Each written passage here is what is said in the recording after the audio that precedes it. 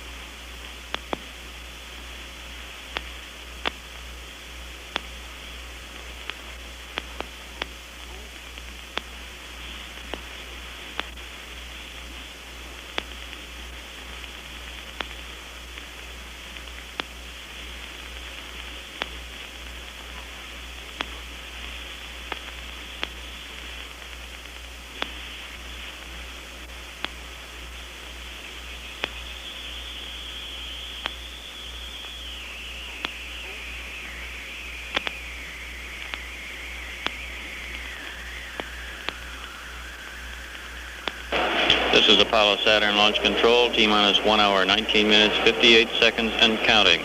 At this time, the closeout crew has reported from the White Room that they are in the last stages of clearing out the White Room and making it ready for its retract position. Also going on at this time are some computer checks with the launch vehicle. These computer checks will be run continuously throughout the final portion of the countdown to ensure that the ground computers are communicating properly with the computers aboard the space vehicle. The launch crew had been having some problems with a vent valve in the first stage of the liquid oxygen tank. As mentioned earlier, the liquid oxygen, as it does boil off, is vented to the atmosphere. One of these vent valves appeared to be sticking. That problem now does appear to be solved as it has been brought closed. Now T-minus 1 hour, 19 minutes, 8 seconds and counting. This is Kennedy Launch Control.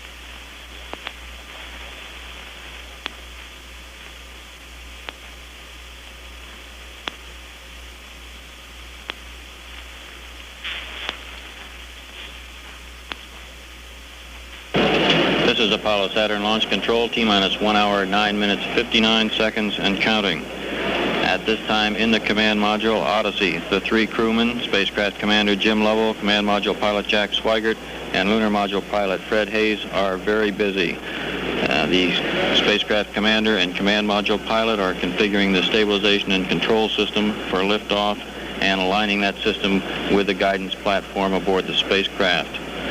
Also going on at this time is a check of the large propulsion system engine below the service module. This engine can be gimbaled in response to commands. This is done in 2 ways, and these systems are being checked out at this time. There is a thumb wheel control which can set the engine to a preset position for certain maneuvers, and also a rotational hand controller which can be used for the actual flight of a maneuver. These checks are being made now, the engine being gimbaled with Spacecraft Commander Jim Lovell indicating the position that he is putting these to, and readouts are being made to ensure that the engine is gimbaling in proper response. Also at this time, a final checkout by the crew of the entry monitoring system. Also a final setting of this system. Our countdown proceeding well at this time, T-minus 1 hour, 8 minutes, 40 seconds. This is Kennedy Launch Control.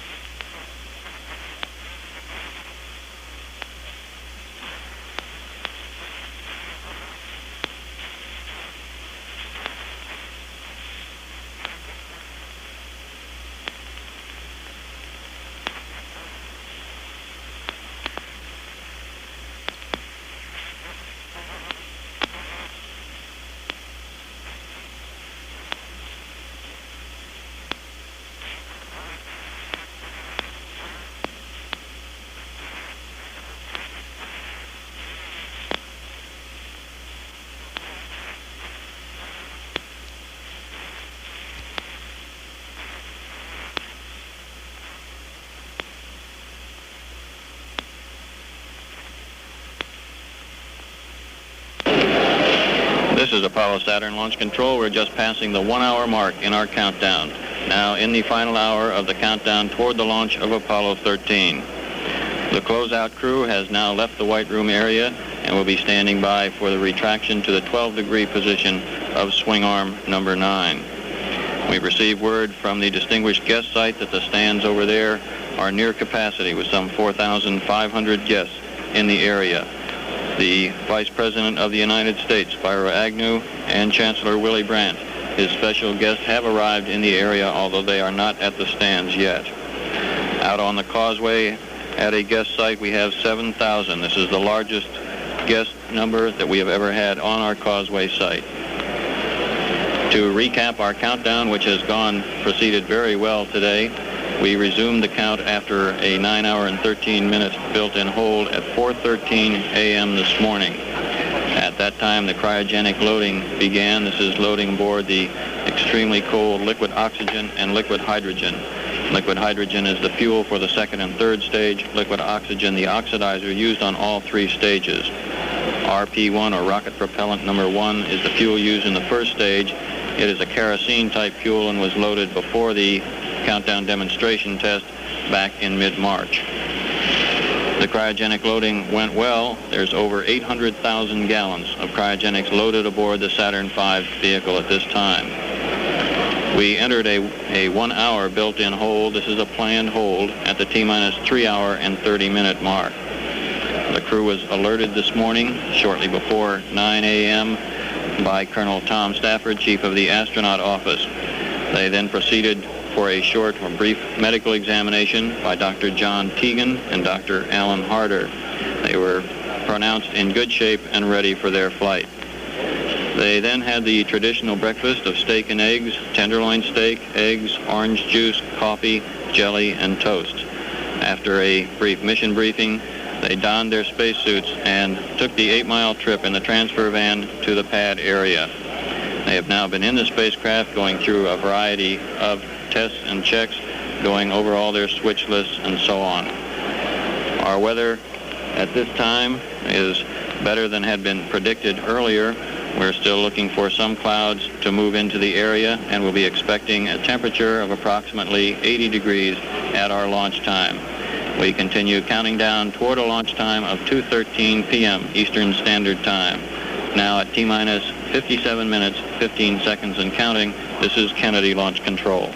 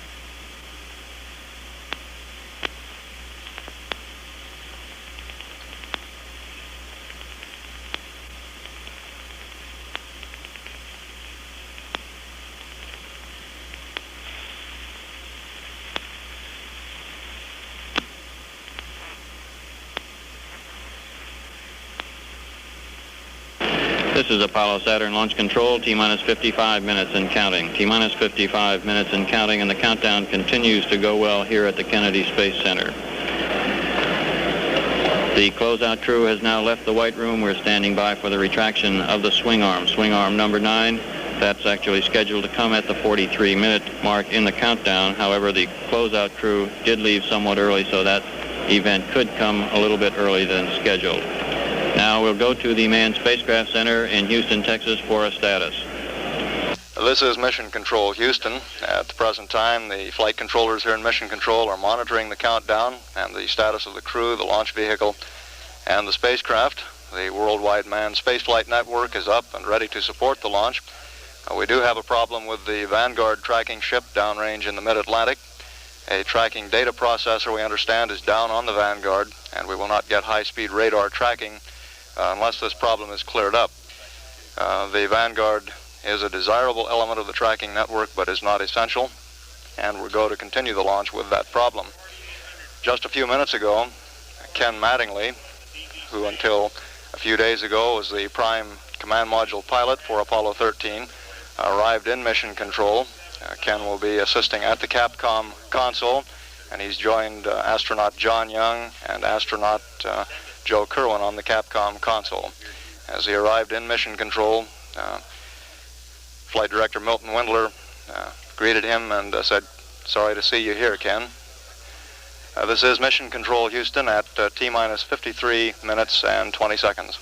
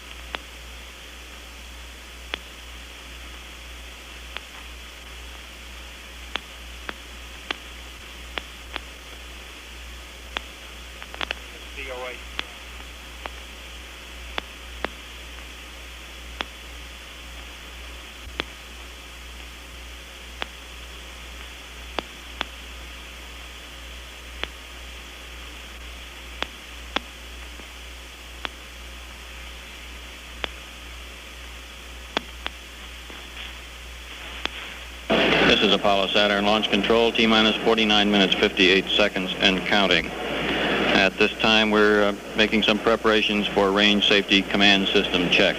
These checks are of the system aboard the launch vehicle, which could be used by the range safety officer to destroy the vehicle should it stray off its intended course.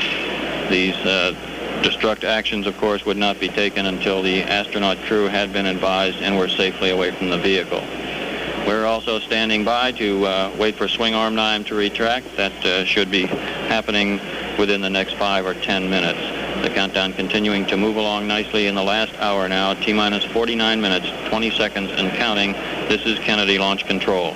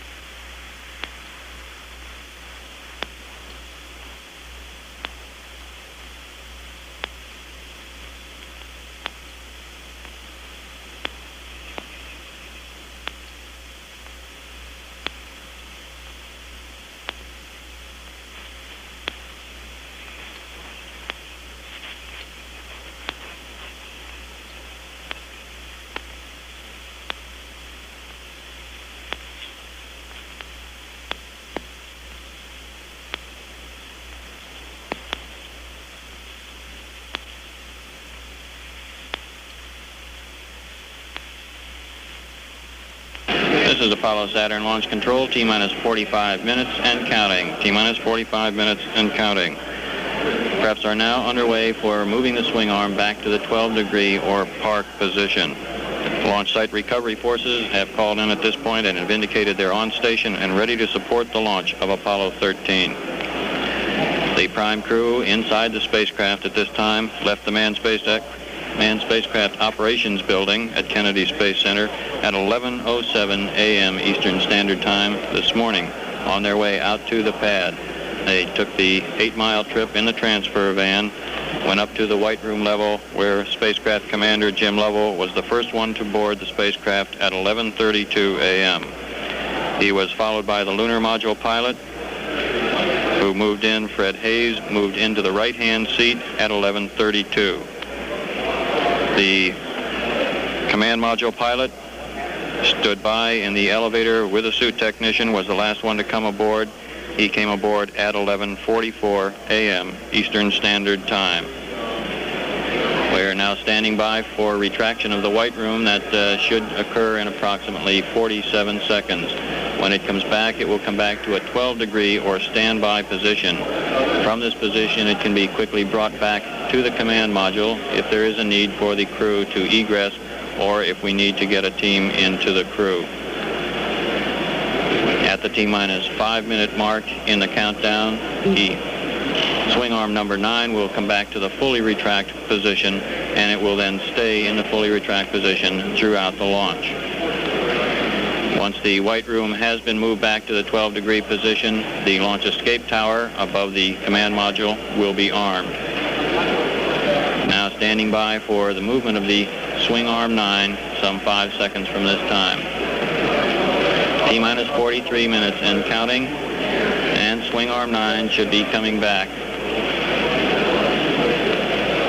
Swing arm 9 moving back now to the 12-degree position. It's about some 10 feet now from the spacecraft.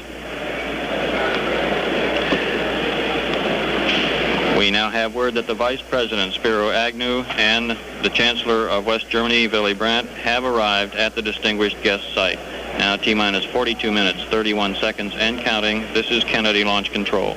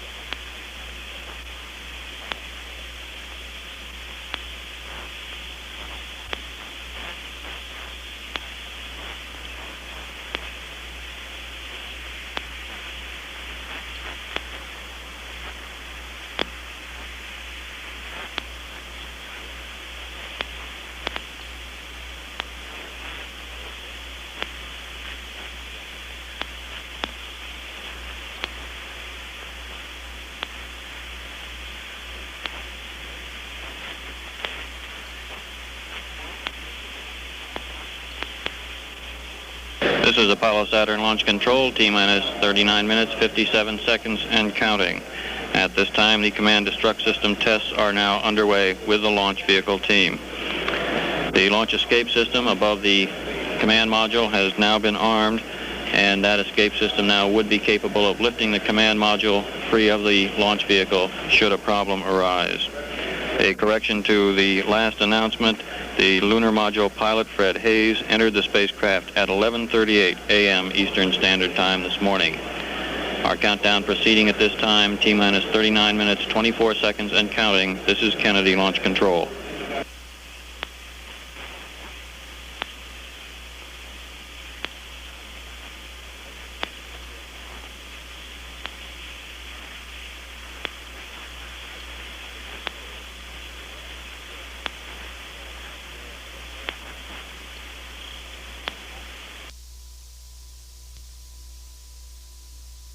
This is a test on PAO release, test 1, 2, 3, 4, 5, 5, 4, 3, 2, 1, test out.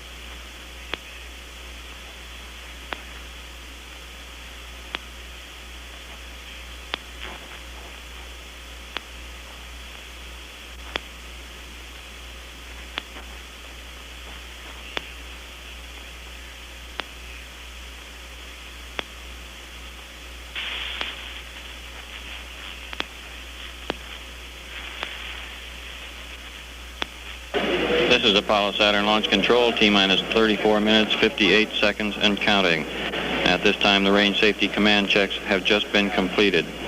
Preparations are now underway for the power transfer test. This is a critical test to ensure that the power can be transferred from the external source, which we have been using to conserve on batteries, to ensure that the power can be successfully transferred to the batteries aboard the space vehicle and that the systems are go on those space vehicle batteries. Now T-minus 34 minutes, 30 seconds and counting. This is Kennedy Launch Control.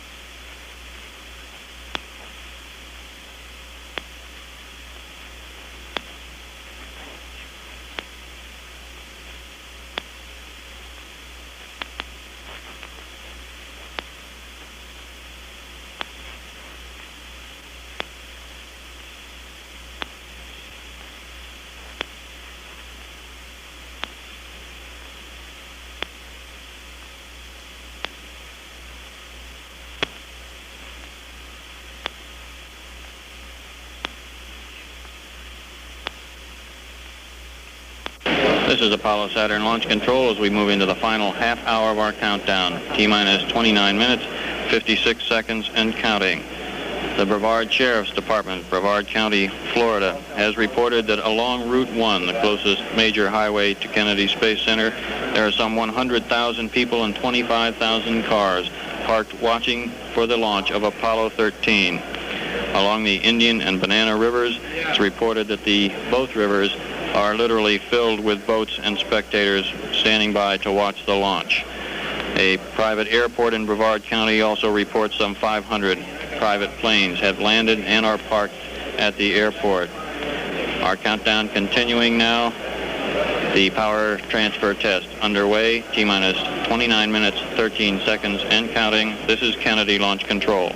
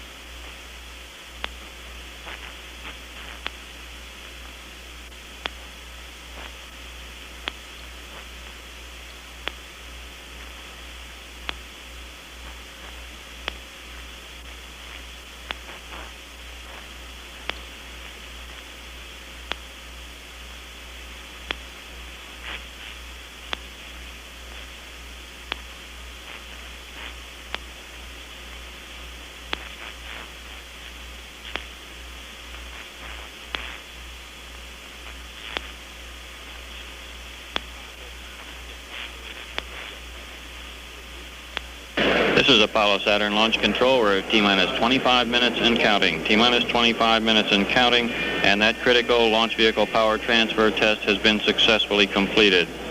The lunar module will remain on internal power for approximately 10 minutes while the instrumentation aboard the lunar module is thoroughly checked out. It will then be deactivated and won't be reactivated again until the men enter the lunar module on their trip to the moon. As the Apollo Saturn V sits on the pad at this time, it's 214,369 nautical miles from their destination, the moon. Now, T-minus 24 minutes, 20 seconds and counting. This is Kennedy Launch Control.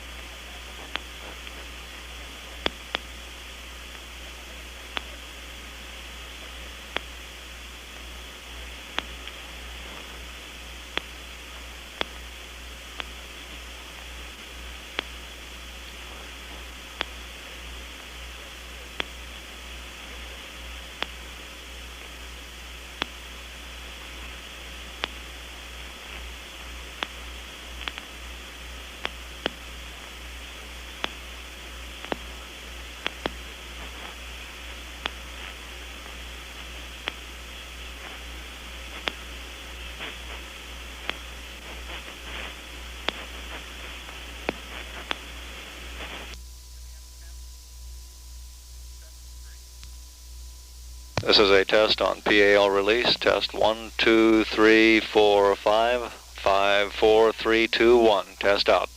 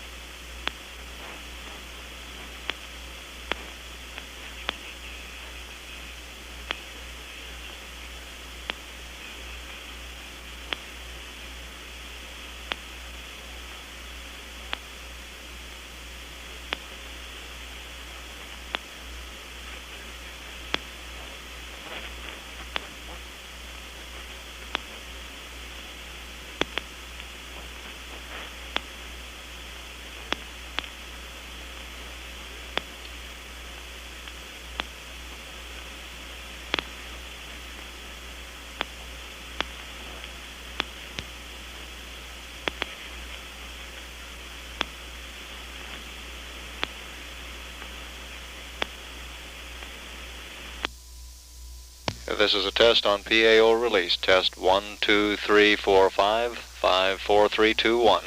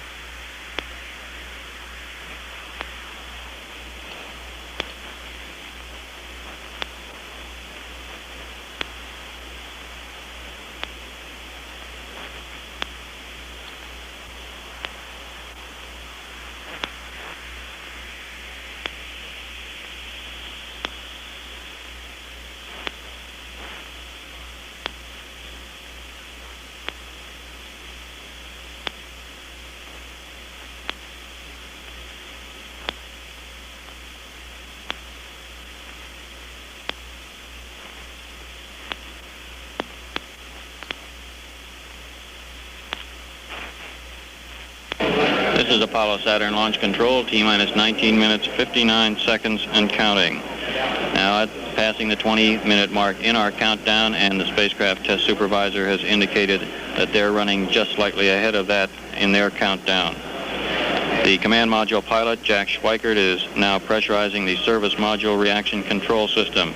This is the system on the service module, which consists of 4 quadrants with 4 engines each. Each one of these develops 100 pounds of thrust. He's arming these systems by letting the hypergolic fuels, these are monomethyl hydrazine and nitrogen tetroxide, flow down through the system down to the final valves.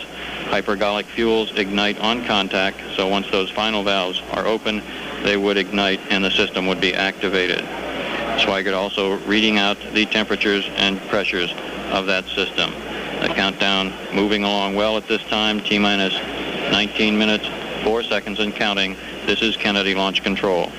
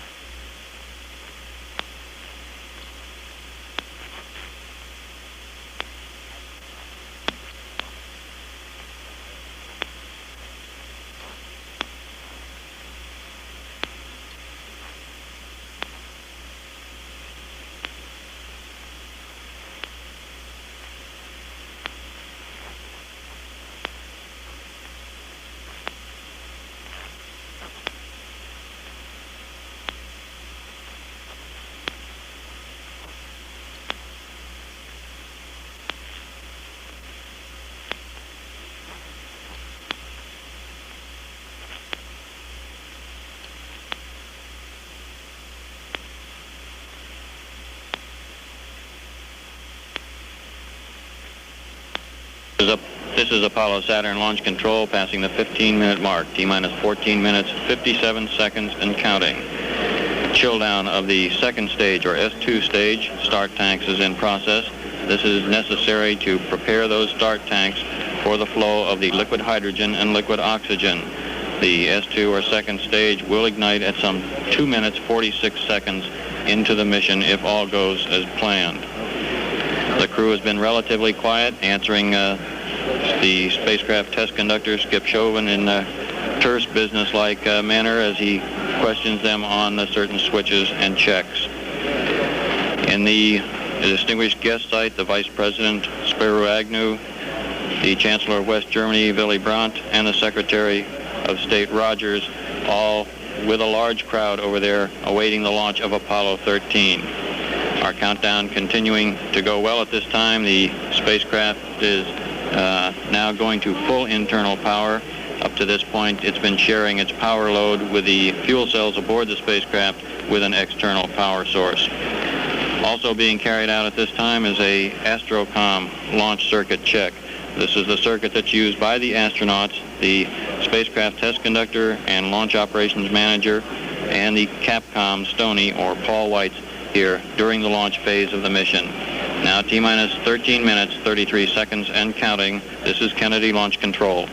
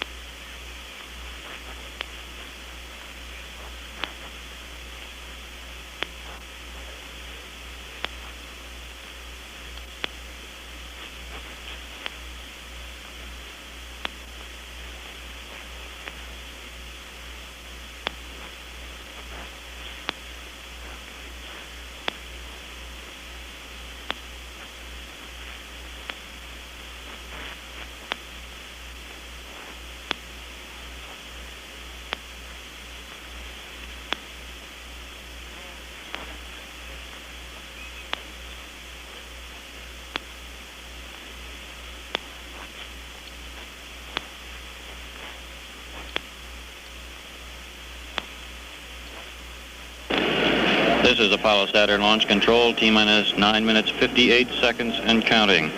The third stage start tanks are now beginning their chill down. The third stage scheduled to ignite at 9 minutes 22 seconds into the mission. Also going on at this time is one of the computer checks which are carried out throughout the final portion of the launch. This particular one is a checkout of the launch vehicle digital computer to ensure that it's ready for launch. A final check of the weather indicates that earlier worries about the weather have come to naught. Weather looks good and is satisfactory, presents no constraint to our launch. Now T-minus 9 minutes 25 seconds and counting. This is Kennedy Launch Control.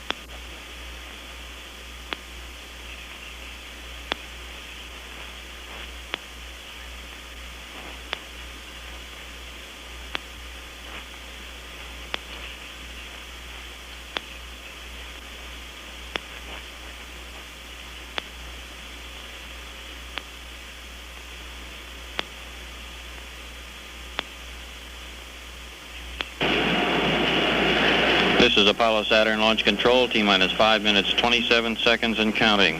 Now as we move into the final phase of the countdown, we're receiving go, no-go checks from various elements of the launch team. The spacecraft test conductor, Skip Chauvin, gave the test supervisor a spacecraft ready. At that time, on our large status board here in the firing room, the green light came on behind the spacecraft. Green light now is also on behind the emergency detection system. standing by for more checks. The mission director, Chet Lee, from the Manned Spacecraft Center in Houston, says we are go for launch, and the range indicates the range is ready to support. Chill down of the S4B stage. Chill down of the S4B stage being completed at this time. The S4B will ignite into the mission at 9 minutes 22 seconds. Swing arm number 9 now is retracting to the full retract position. Swing arm number 9 coming back to the full retract position. And the Director of Launch Operations, Walt Caprian, has given Apollo 13 a go for launch. We're now approaching the 4-minute mark.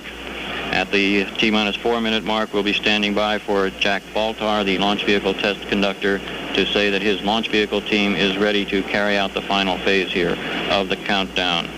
At the T-minus 3-minute 7-second mark, we will get the ignition sequence start. This will put us on an automatic sequencer, and the remainder of the count from that time will be on automatic. The sequencer can check out literally hundreds of items in the space vehicle. At the same time, the team here in the Launch Control Center will be monitoring red line values. These are such things as temperatures and pressures, which we do not want to either go above or below. Final communications checks now. The astronauts on the Astrocom circuit, and Launch Operations Manager Paul Donnelly, during his final check, said, "Good luck, head for the hills." He was referring to the hilly Frau-Morrow region of the moon. As we come up on the T-minus 3-minute mark at 3 minutes, the capsule communicator, Paul Weitz, will begin reading out the minus time to the crew. Looking up at our status board now, we can see that the spacecraft, or the first stage preparations, are now complete. The firing command has now been initiated. This is the automatic sequencer, and we have a confirmation on our status board that the launch sequence has started. We're now in our final 3 minutes of the countdown, 2 minutes 56 seconds, and Apollo 13 continues to be go. The astronauts still reporting back from the spacecraft Odyssey. Spacecraft Commander Jim Lovell says Odyssey is go. He will be the last one to perform a function here during the countdown at the T-minus 45-second mark. The Commander Jim Lovell will set the final alignment of the spacecraft guidance. That's the last crew action before the liftoff of Apollo 13. We continue to aim for a liftoff at 2:13 p.m. Eastern Standard Time. Now T-minus 2 minutes, 18 seconds and counting, and our count continues to look good.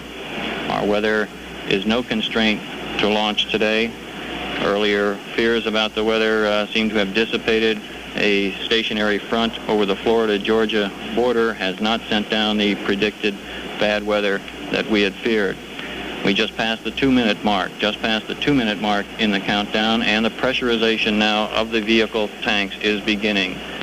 The third stage liquid oxygen tank has now been pressurized, and the second stage liquid oxygen tank has been pressurized.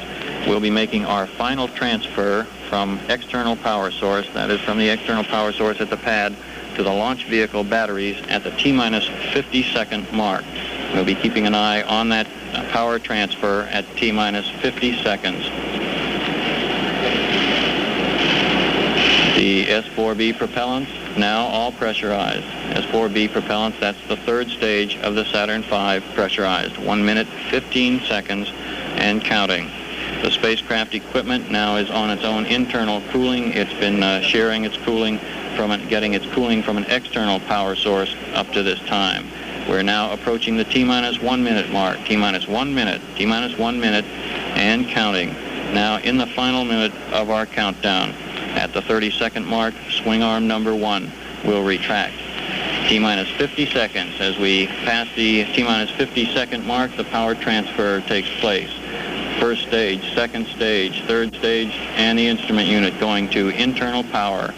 T-minus 37 seconds, and our count continues to go well. We'll be looking for an ignition of those 5 first stage engines at the T-minus 8.9 second mark. We've passed T-minus 30.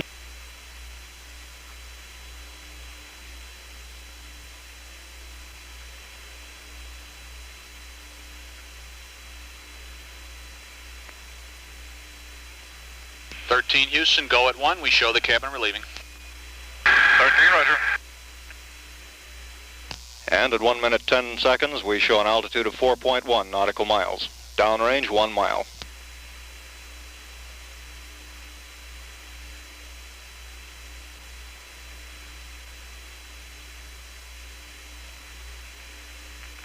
All sources continue to report we're go. The trajectory on our plot boards is right on the pre-planned line.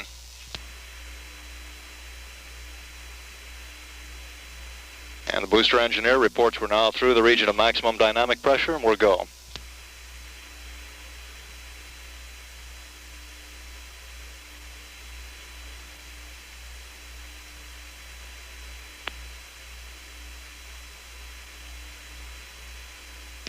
Houston, stand by for mode 1 Charlie.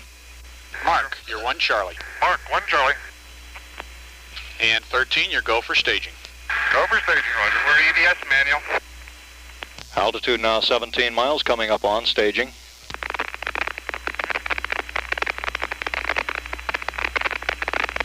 Step forward. Jim Lovell reports the inboard engine has shut down as scheduled. We confirm inboard out 13, you're looking good. Roger.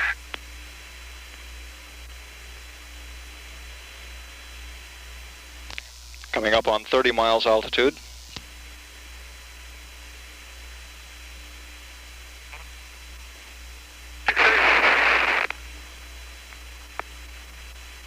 S2 ignition.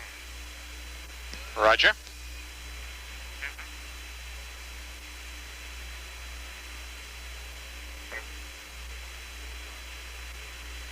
Houston, trajectory's good, thrust is good. Roger.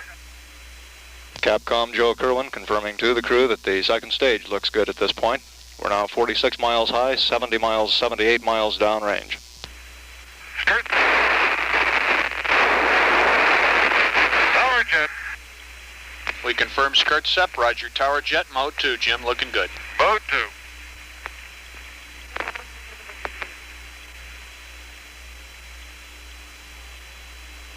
Launch vehicle.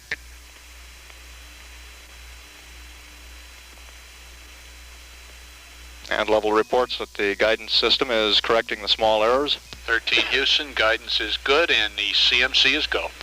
Okay, thank you. 13, Roger.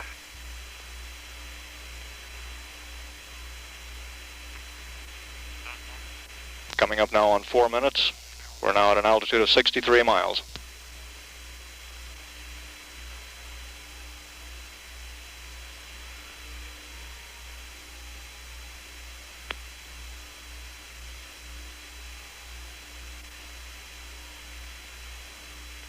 At 4 minutes 15 seconds, the trajectory. You're go at 4 minutes, so little red lines are right on the little white lines down here. Sounds good.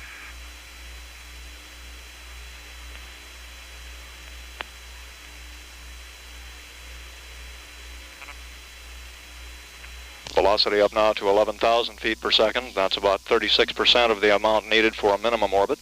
We're now 75 miles in altitude.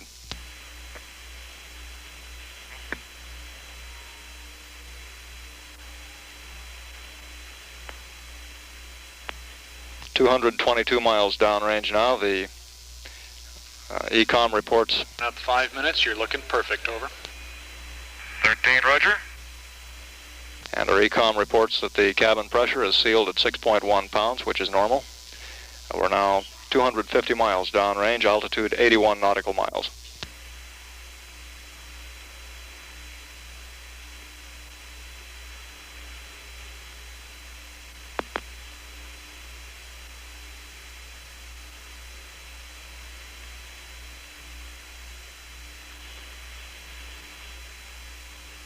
And at 5 minutes 30 seconds into the launch, we continue to look very good on the second stage. Jim Lovell just reported the inboard engine is shut down as scheduled.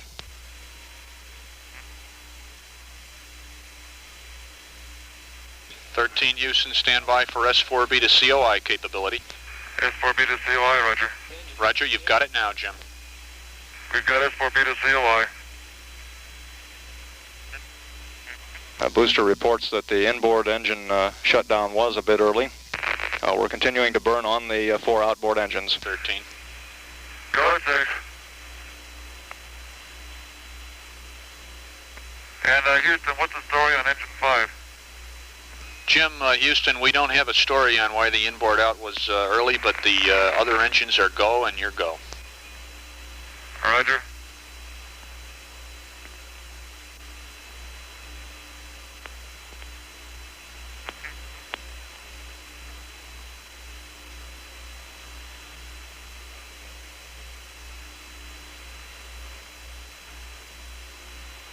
At 6 minutes 40 seconds. Still looking good, your gimbals are good, trim is good. Roger.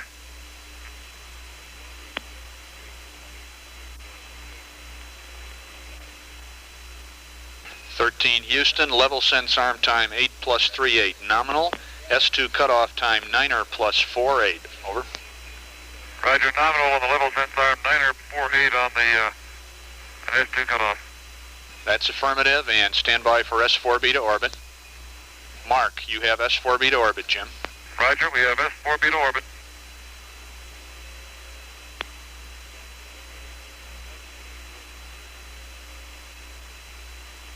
We still have 4 good engines on the Saturn second stage. We show an altitude of 96 nautical miles, 545 downrange.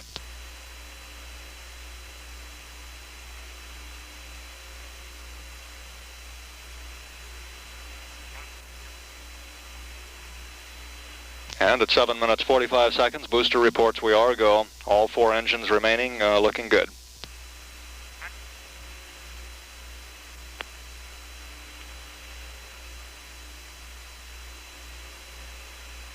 The early shutdown of the center engine would cause no problem. We would burn a little bit longer than normally scheduled. Houston looking good at 8 minutes. 13, roger.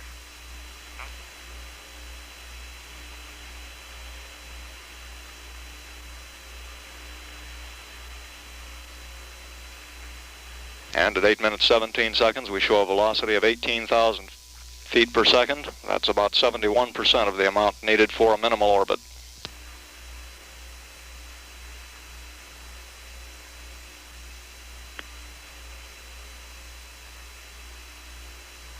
At 8 minutes 35 seconds, continuing to burn on the second stage. All 4 remaining engines looking good at this point. Apollo 13, Houston, mark level sense arm. Mark level sense arm, roger.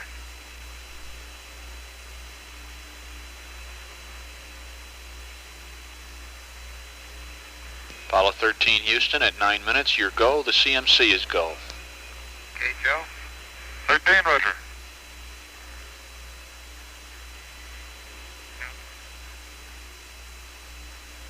Our predicted shutdown time on the second stage is 9 minutes 48 seconds. Flight Director Milton Windler getting a staging status now from his flight controllers. 13, Houston, you are go for staging. 13, roger, go for staging.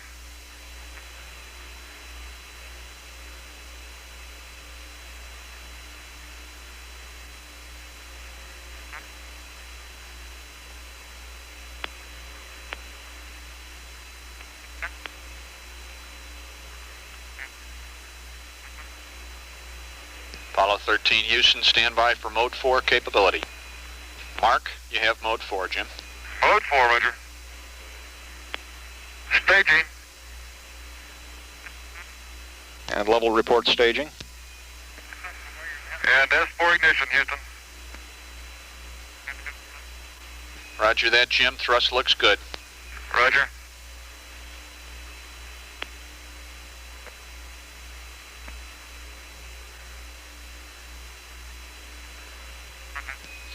Houston, you're looking good. Trajectory, guidance, CMC are all go. Thank you, Joe. And at 10 minutes 30 seconds, we are now 102 miles in altitude, 1,080 miles downrange.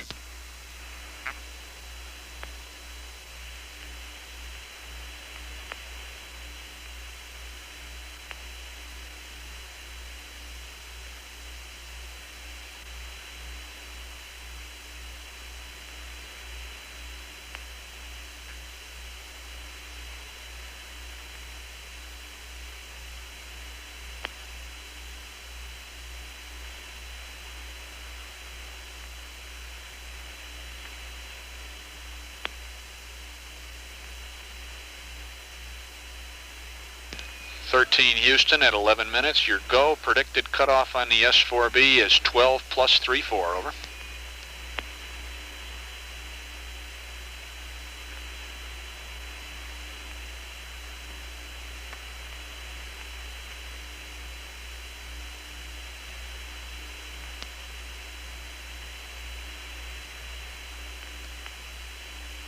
Apollo 13 Houston, your go at 11.5 and predicted cutoff time is 12 plus 34, over.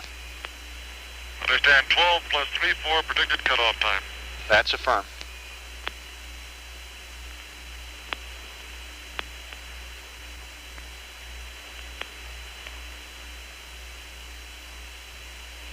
Coming up on 12 minutes, still looking good.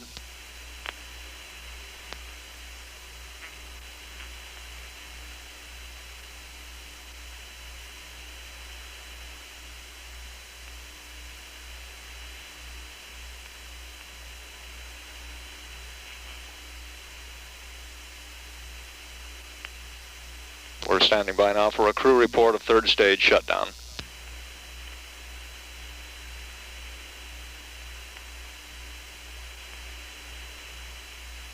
Seco.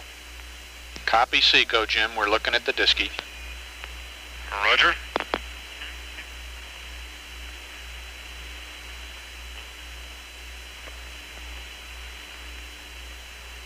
And the flight dynamics officer says at first glance we look good on the orbit.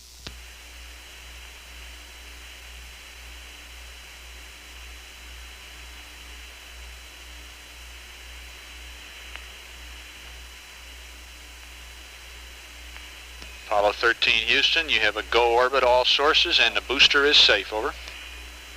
Go orbit and the booster is safe. Thank you, Joe. Don't mention it.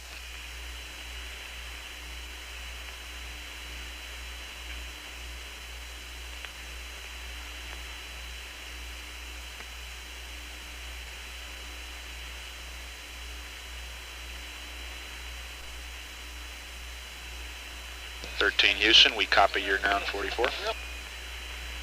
Okay, Joe.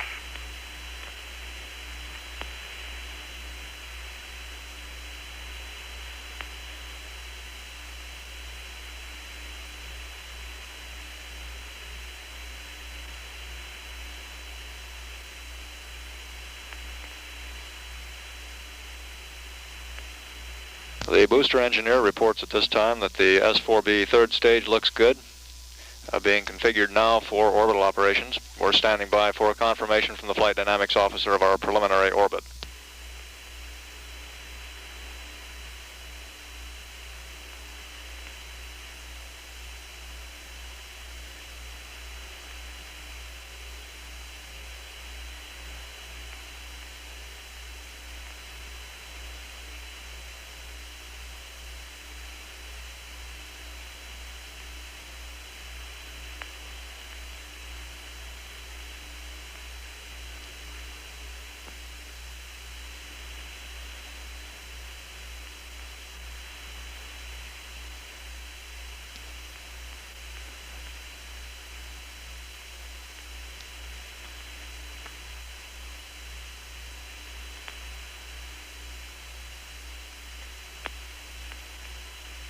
Apollo 13 Houston, your preliminary orbit down here is 102.5 times 100.3 and everything is looking good.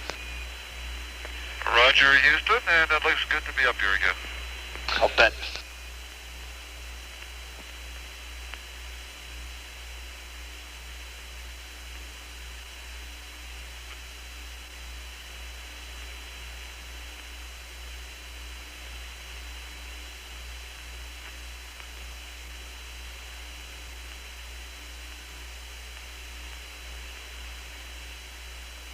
Apollo 13 Houston, I have your Z torquing angle. You ready?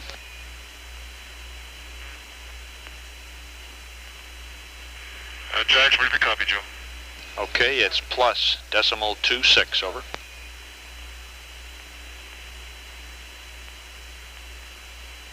Okay, Joe, plus 0.26. That's Roger.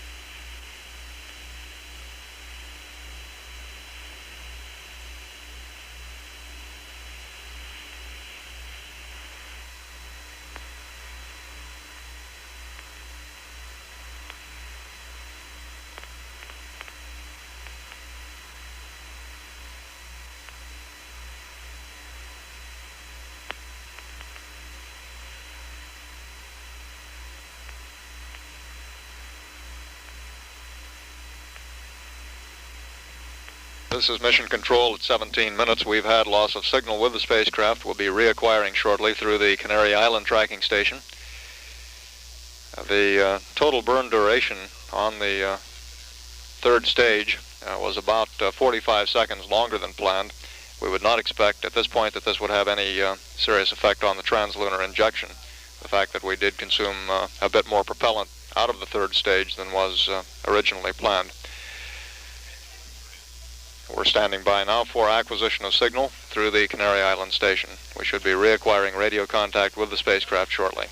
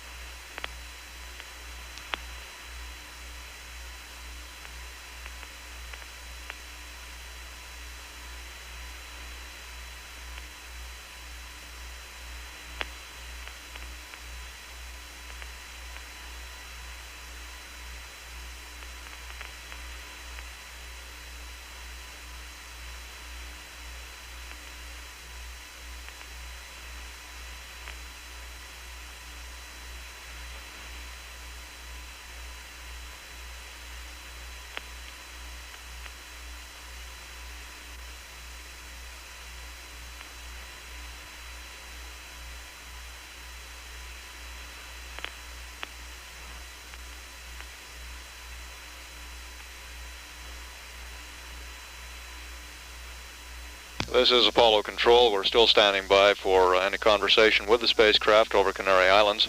The booster systems engineer reports that at this point he has no explanation for the early shutdown of the S2 Saturn second stage center engine.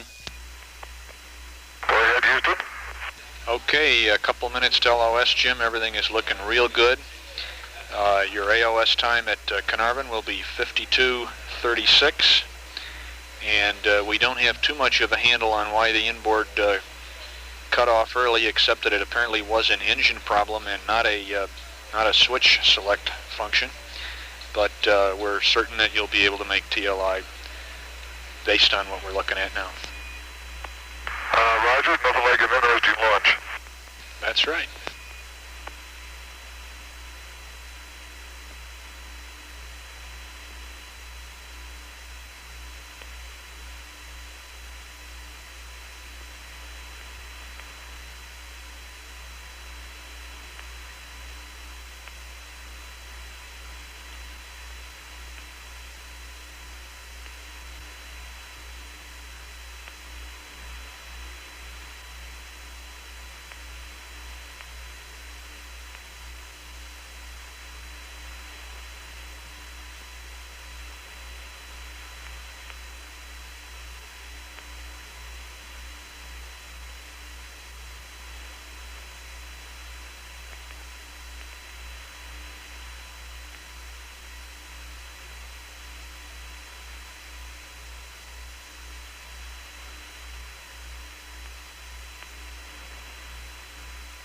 Apollo 13 Houston, Canary LOS in 30 seconds. Request command reset, please.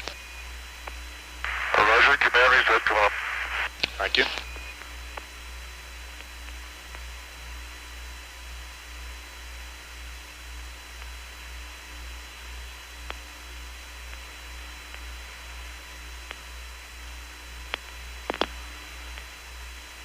Apollo 13 Houston, request low bit rate, please, over. Low bit rate.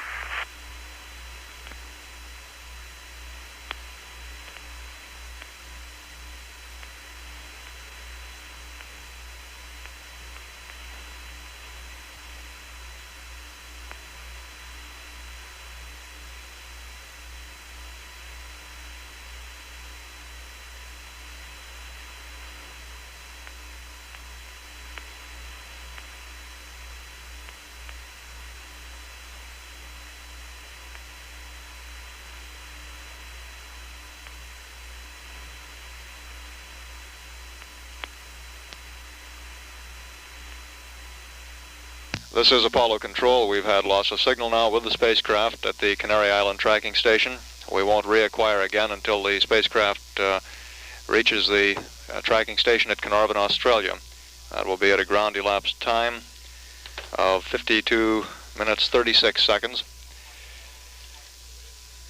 Recapping, at the time we lost contact with the spacecraft through Canary Islands, we look to be in very good shape for the Translunar injection burn with the Saturn third stage.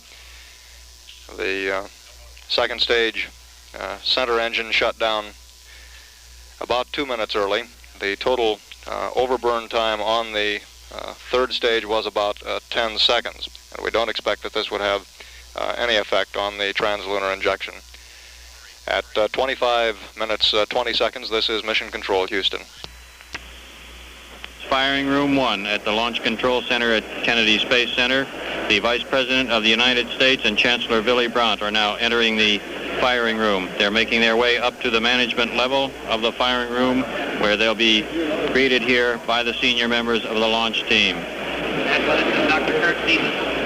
Dr. Kurt H. Debus, the Director of Kennedy Space Center, now shaking hands with the Chancellor. Behind Dr. Debus is NASA Administrator Dr. Thomas O. Payne.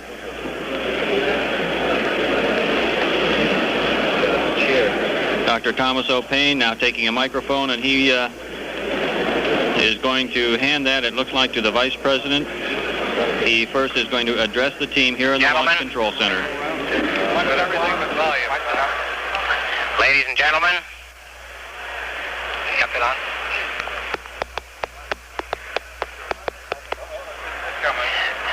Ladies and gentlemen, can you hear me back there all right? No. Push up 125 then, boss.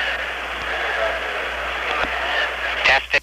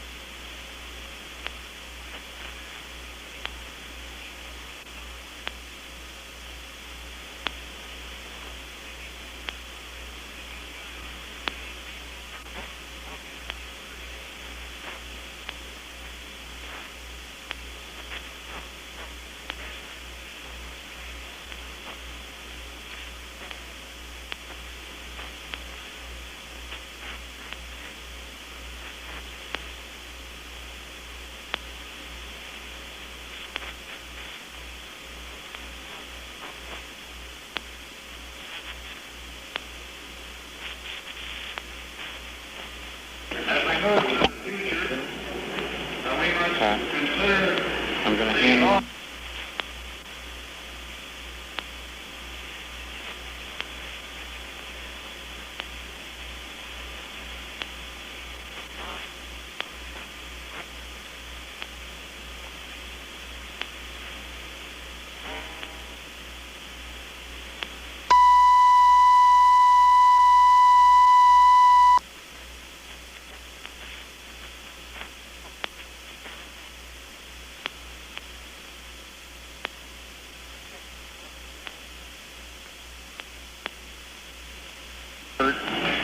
And the culmination of the efforts of man to improve his destiny is probably greater in this program than anything that we've ever turned our national attention to.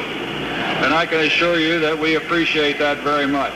Again, it's a pleasure to be with you, and congratulations again on an outstanding accomplishment.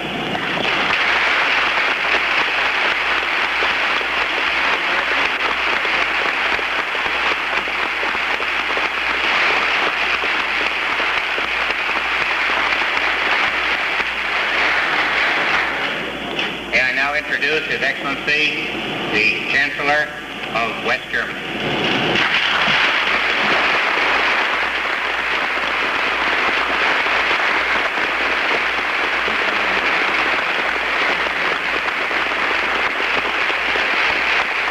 Thank you very much.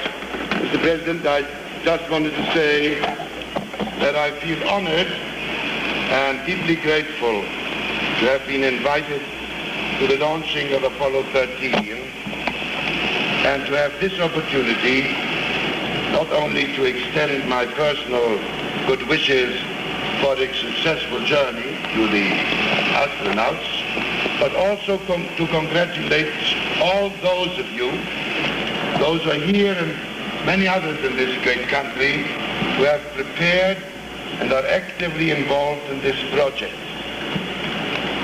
This is already the 5th time that men are about to leave, or have left, as a matter of fact, for the moon.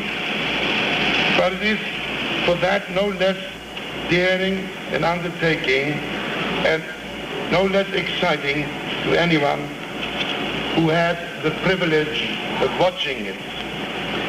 In Germany, and I'm sure in all of Europe, people will follow this trip with the same keen interest and the same emotions as everybody in the United States. You here, gentlemen, together with all your colleagues, indeed are going in peace for all mankind.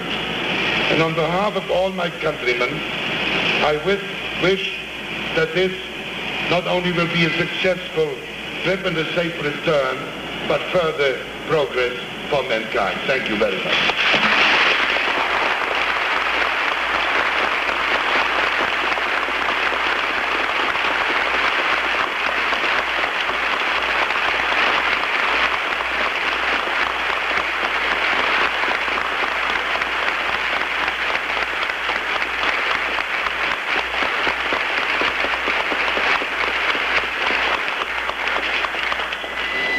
Your Excellency, we in the American Space Program very much appreciate your kind words. We would like to give you a memento of your visit to Cape Kennedy to witness the launch of Apollo 13. We thought that a Saturn V rocket would be the appropriate memento, but it was too large to fit in your airplane, and so we have a somewhat smaller version here, which we hope that you will take with you as a reminder of the successful launch of Apollo 13.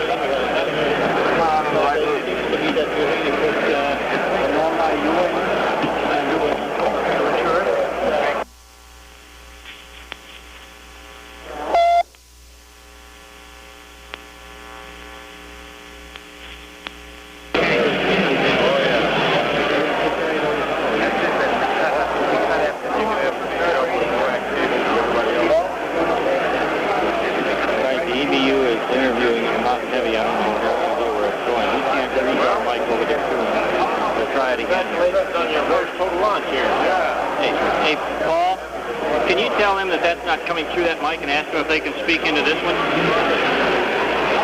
isn't at all? It isn't coming in at all? Hey, punch up 111 and say 155 to get that mic.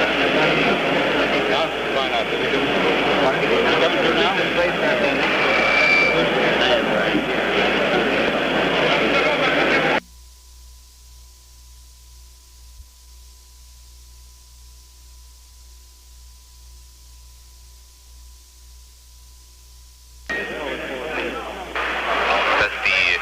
Des europäischen Beitrags erkennbar, der selbstständige Beitrag deutlich wird und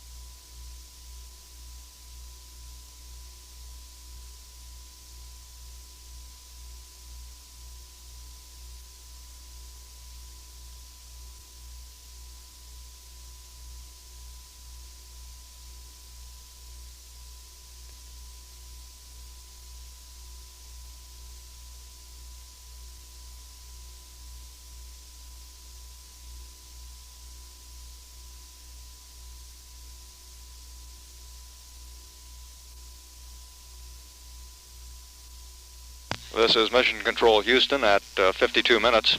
We're standing by now for acquisition of signal, and our network controller reports we've just reacquired the spacecraft over the Carnarvon station. And how do you read 13? 13 Houston, loud and clear. Okay, Joe, everything's going good. We're proceeding on the timeline in good fashion. I've got a P-52 done. I can give you the torquing angles. I'm ready for him, Jack. Okay, use now 26, stars 26 and 33. The star angle difference was all balls.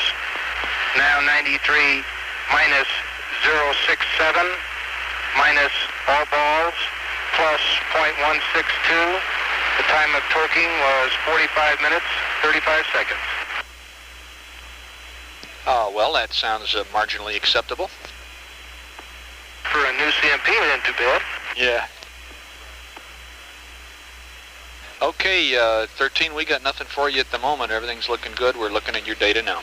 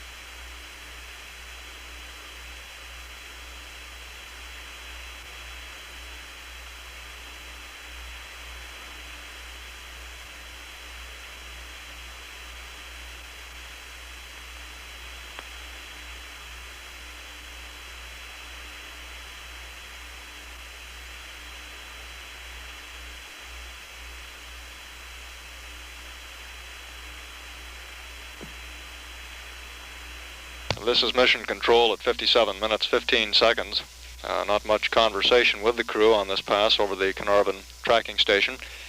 Jack Swigert reported that the platform had been aligned as called for in the flight plan. There's not a great deal of activity scheduled in the flight plan at this time. Flight Director Milton Wendler has checked the status with his flight controllers, and Capcom Joe Kerwin will be passing that up to the crew shortly.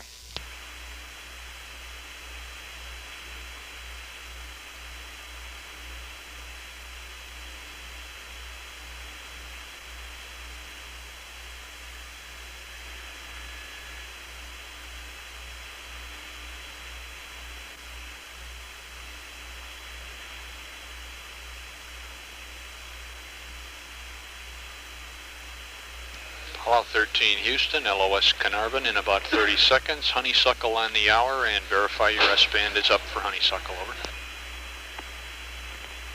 That's verified. Roger. And Houston, we're beginning to see a beautiful sunrise here. Roger that, Jim.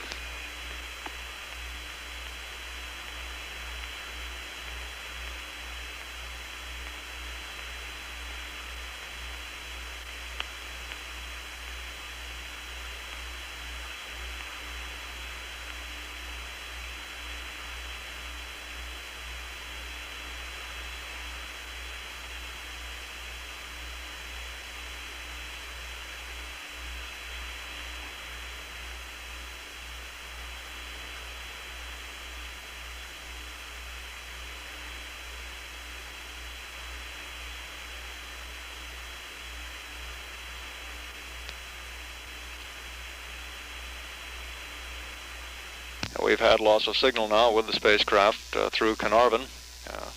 Apollo 13 will be coming within range of the tracking antennas at the Honeysuckle Creek, Australia station in less than a minute. We'll stand by for reacquiring.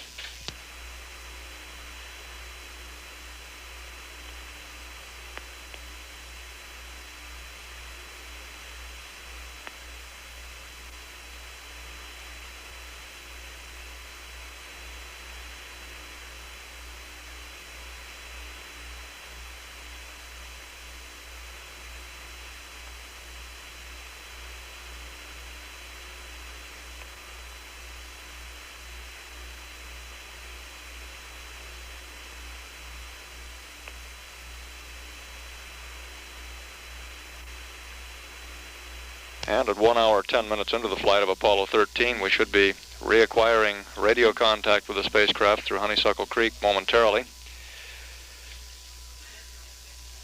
Recapping briefly the situation during the launch, we had a normal first stage burn. The second stage ignition was normal, up through 5 minutes and 30 seconds, at which time the inboard engine number 5, shut down early. The center engine had been scheduled to shut down at about 7 minutes and 44 seconds ground elapsed time. The cutoff on the second stage was at about 9 minutes 48 seconds, about 30 seconds early, and the total excess burn time on the third stage was about 10 seconds. Capcom Joe Kerwin has just put in a call to the crew. We've had acquisition of signal. We'll stand by for conversation with the spacecraft. 13 Houston through Honeysuckle. Roger, Houston. 13 here, reading you loud and clear. Okay, S-band sounds good, Jim.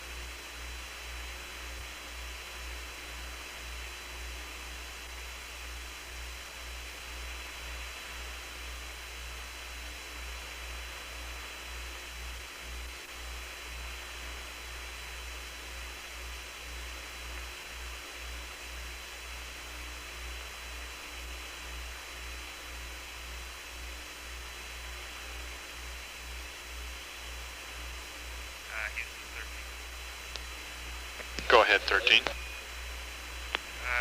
be okay if I crank up the FM.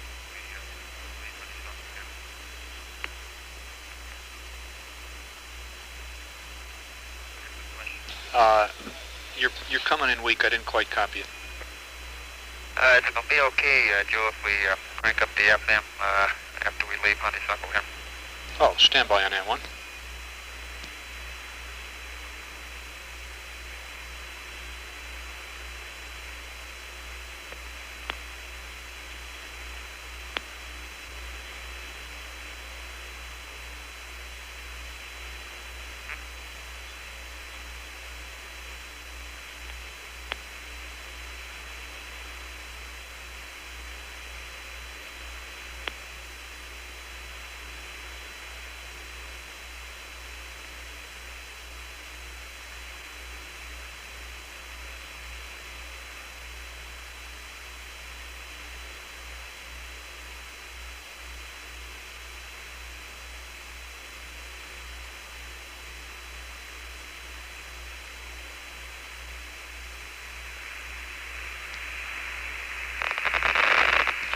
Houston.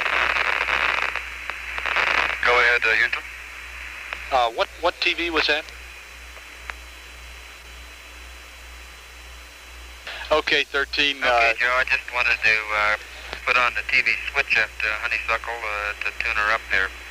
Roger, I'm being prompted, and you've got to go for that. You can turn it on, go to TV, and we'll see you that way over the States. Okay.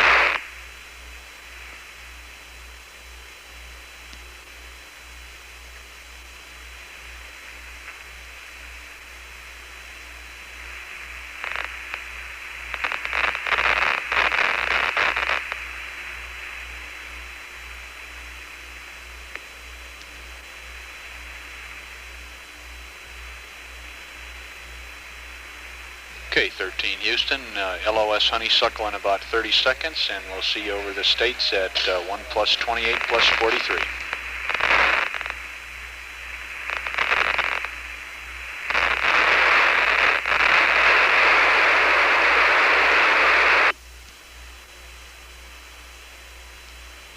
Houston, did you copy your AOS time?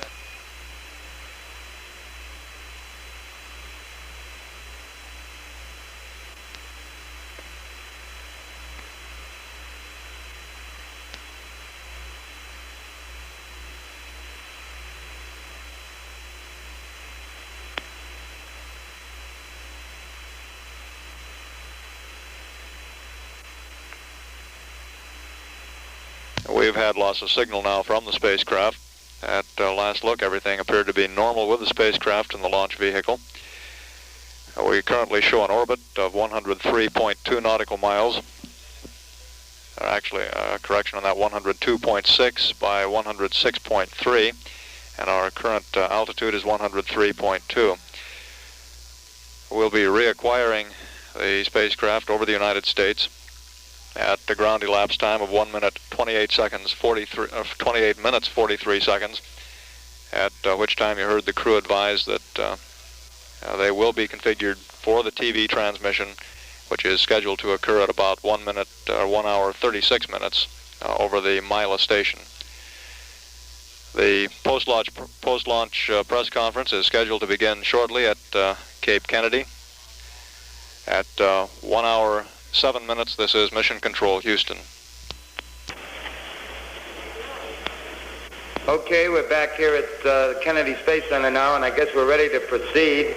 We're going to attempt to conduct this post-launch conference between communications with the spacecraft. This gives us approximately some 20 minutes. We'll do our best to try and get as many questions in that time, but I'll be standing by for a signal also so we can go back to air-ground at the proper time so that you can keep up with every phase of the mission. At this point, I'd like to introduce Mr. Walter Caprian, Director of Launch Operations for the Kennedy Space Center and Launch Director for Apollo missions. Good afternoon, ladies and gentlemen. It's a pleasure to see you on a clear day for a change. I guess there really isn't too much to report to you as far as the countdown itself is concerned. It was perfectly nominal. We had no problems whatsoever with the spacecraft. with one exception, and that was in that we do have a lock to safe our pyro bus, and it takes a key to remove that lock, and we broke the darn key off in the lock, and it took us a little while to get it out, and we did have a spare key, and we took that off, and that's the sum and substance of our problems with the spacecraft. At approximately 1 hour and 50 minutes before launch, we did run into a little difficulty with a LOX vent valve in the S1C stage, which we were attempting to cycle open and close as required for the venting process, and it stuck on us in the full open position, and we ran through a repeated number of cycles attempting to free it, and for some time we're unsuccessful in doing so. It causes concern in that if we had not been able to close the vent valve, we would not have been able to pressurize the LOX tank at T-minus 72 seconds.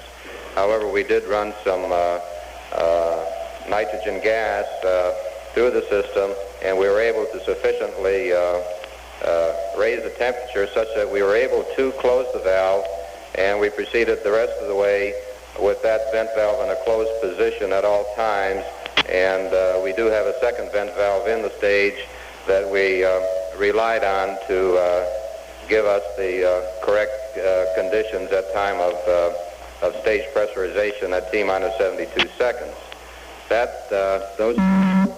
Those two items were the sum and substance of the problems that we encountered during the entire countdown.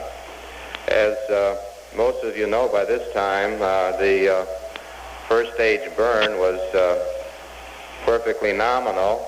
You may have noticed that it seemed almost like an eternity before the vehicle cleared the tower. Well, that, of course, was because this is the heaviest vehicle that we've flown. It was approximately 26,000 pounds heavier at liftoff than Apollo 12, and the S1C engines, though they were perfectly within specification, were rated at about 100,000 pounds total thrust less than those that we had on the Apollo 12 vehicle. This made the time about 1/2 to 3/4 of a second longer in clearing the tower. All of the first stage burn, as I mentioned earlier, was perfectly nominal. The second stage burn was nominal up until the time that the S2 inboard engine cut off. That engine is normally cut off by a switch selector command approximately 90 seconds before the outboard engines are cut off. For some reason that we have not been able to determine at this time, the engine did cut itself off approximately 2 minutes earlier than planned. Now, as a result of that having happened, the outboard engines, of course, burned approximately a half a second longer. They burned to fuel depletion and made up some of the energy that was lost by virtue of the inboard engine having cut off early. And when we burned the S4B, it burned approximately half a minute longer than originally planned in order to make up the deficiency. And at the end of the first burn of the S4B, the deficiency was made up. Now, we had approximately a 2,200 pound payload margin for this mission. We used up a little bit of that margin by the fact that the engine did cut off early, but we did not use up enough to lose any confidence in our ability to perform the TLI maneuver. We still do have a 3 sigma capability. So we have no reason to suspect that we will not have a good TLI burn and fly a perfectly nominal mission from this point on. I guess that's all I have in the way of general comments. Feel free to ask any questions if you choose to. Hey, Dick, right down here. Why did we nominally have the main stage engines lower rated than thrust, if I understood you correctly? They weren't, well, you know, the vendor guarantees engine performance to a certain specification. These engines did meet that specification. It just so happens that they weren't quite as hot as the ones we flew on Apollo 12. There's nothing wrong with them. I don't mean to imply that. I'm just explaining to you why it took a little longer to clear the tower than it had taken on previous missions. Up there. Go ahead. Does the longer time for the S4B burn affect the timeline at all? I don't think it affects it significantly. I think we're going to be within seconds, certainly not more than a minute or two. Go ahead, Sanders. Do you have that total lift-off weight, since it was the heaviest, other than 26,000 more than the other? No, I don't. It was, if you recall what Apollo 12 was, add 25,600 pounds to it.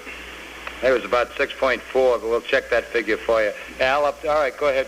Okay. Go ahead. Go ahead, Reg. You told us there was a 22,000-pound payload margin. 2,200 pound. 200, thanks. How much of that margin has been consumed, please? The best we can determine, we used up a significant proportion of that margin. Now, beyond that margin, we still have what we call a 3 sigma capability. So we have the full 3 sigma capability plus somewhat of a margin. And at the time I left the firing room, we did not have all of the numbers in yet telling us exactly how much we had, but we're able to establish that we did have the full 3 sigma margin. The 2,200 pounds was something that was a little bit of gravy that we had in addition to that. But is it a fact that you've just got enough for TLI now? Yes. For a 3 sigma condition. In other words, for a worst case condition. If you put all of your 3 sigma errors together, which is the basis on which we plan our missions, we have enough reserves to handle that. Thank you. We still have margin, put it another way. We have all the margin we wanted to have. We have not used up all our margin or even come close to using it. We have our full 3 sigma margin. Sanders? On that weight again, where do you get in the extra 22,000 pounds? Is that fuel, and if so, located where? As far as the margin itself was concerned, well, we flew with some extra propellants aboard this vehicle, part of it for the reason of flying this mission and part of it to just get a little bit of added knowledge as a preliminary to flying the J missions, which are going to be missions where we fly with heavier payloads than we've been flying to this time. So we loaded the tanks up more than was required to fly the mission. Go ahead up there. Do you have enough fuel left to guide the S4B for the lunar impact? I asked that question when I left the firing room. The best answer I could get at that time was that we should not affect our capability of flying the nominal lunar impact with the S4B. In other words, we expect to impact the S4B where we had planned to. Ed, over here.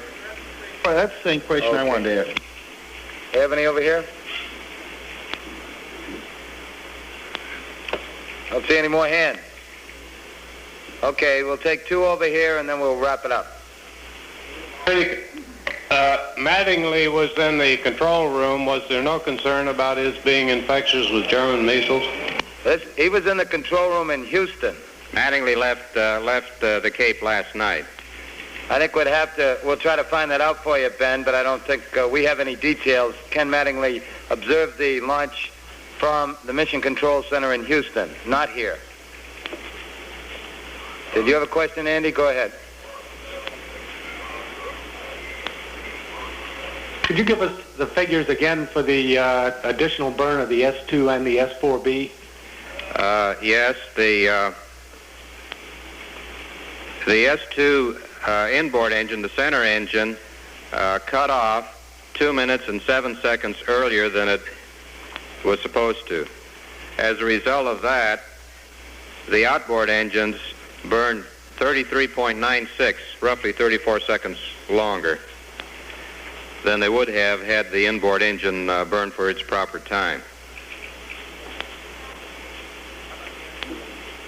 As far as the S4B is concerned, the delta in time was about the same, 33.97, roughly 34 seconds longer. Okay, we'll take one here. One last thing about this extra fuel, Walt. Did you have extra fuel in the S4B by any chance as a result of running this weight up, and did that give you a little more leeway?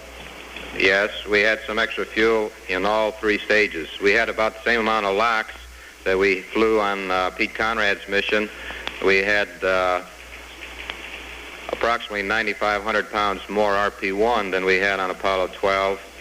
And we had more LOX and hydrogen in both the other stages. I knew those figures, but I've forgotten them. I can't give them to you. Did that make any difference in the 3 signal?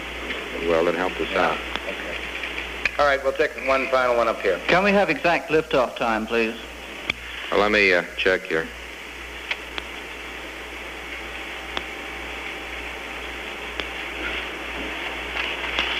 Shows it in there.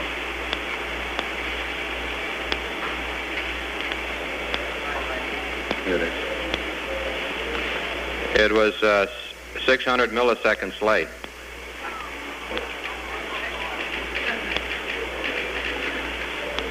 Two 213.00.6. Okay, thank you very much. That completes the conference. We should be coming back up on an acquisition in about 10 minutes. There's one thing I said that I'm not sure I knew what I was talking about and what it does to the timeline.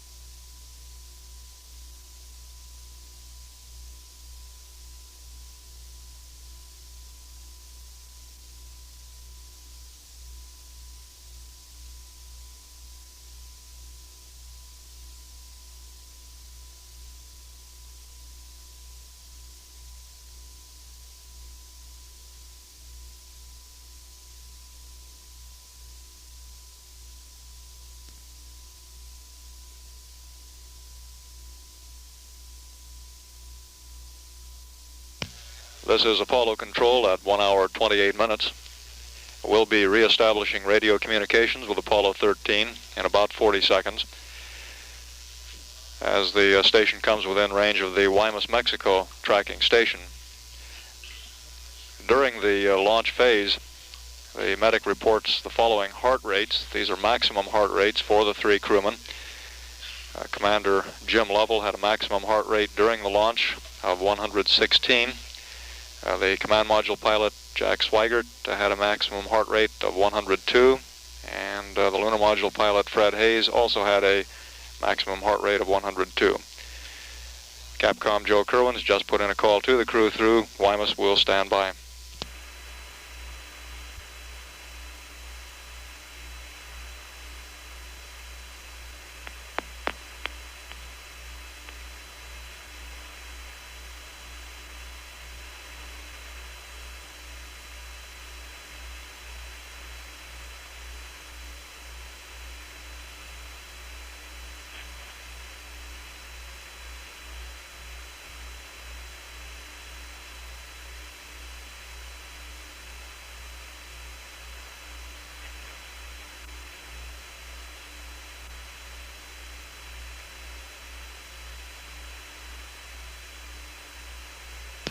Apollo 13 Houston through Guaymas, over.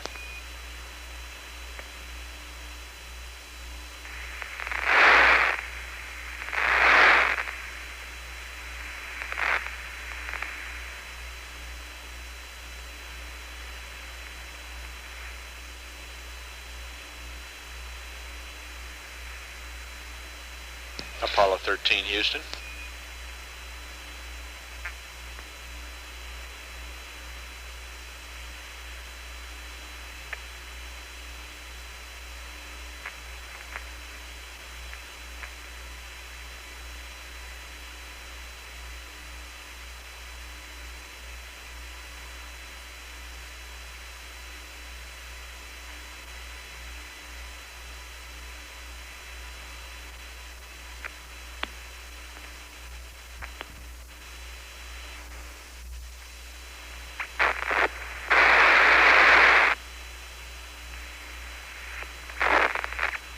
Apollo 13 Houston, over.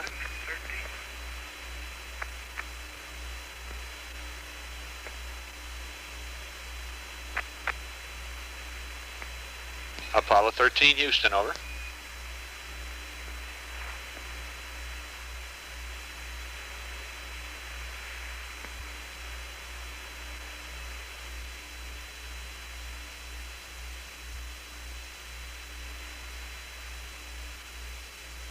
Apollo 13 Houston, over.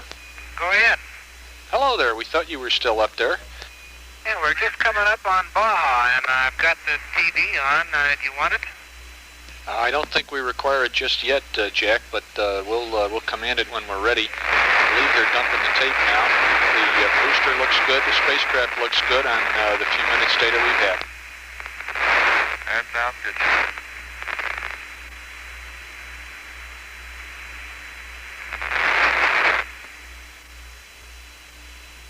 Jim finally let me look out. How do you like it?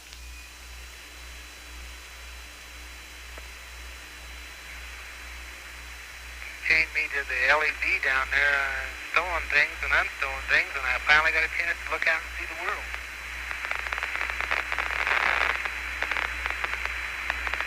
That was Jack Swigert reporting apparently his first view out the windows.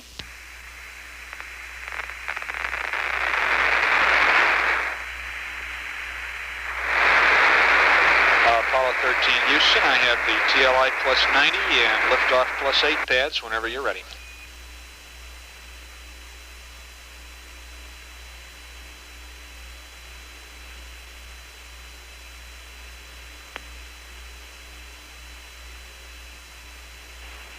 Okay, go ahead with the TLI pad, Joe. Okay. This is the TLI plus 90 pad. SPS. GNN 63825 minus 154 plus 132 004 064553 minus 049017 plus 00001 plus 66340 180-228-001. HA is N/A. HP is plus 00179er. 66522 737 66265 26 1554 157. Boresight star is Zeta Sagittarii, up 080, right 21, minus 2281, minus 02500, 11407, 34087, 0133214. Set stars Arcturus, Denebula, roll 044, pitch 012, yaw 025. No ullage, over. Joe, we had a dropout of signal there about midway or about just at the start of your pad, and Fred didn't get it. We'd like you to start over again. Could you please? Sure thing. You want the whole thing? Yes, I think you better. Okay, TLI plus 90. SPS, GNN.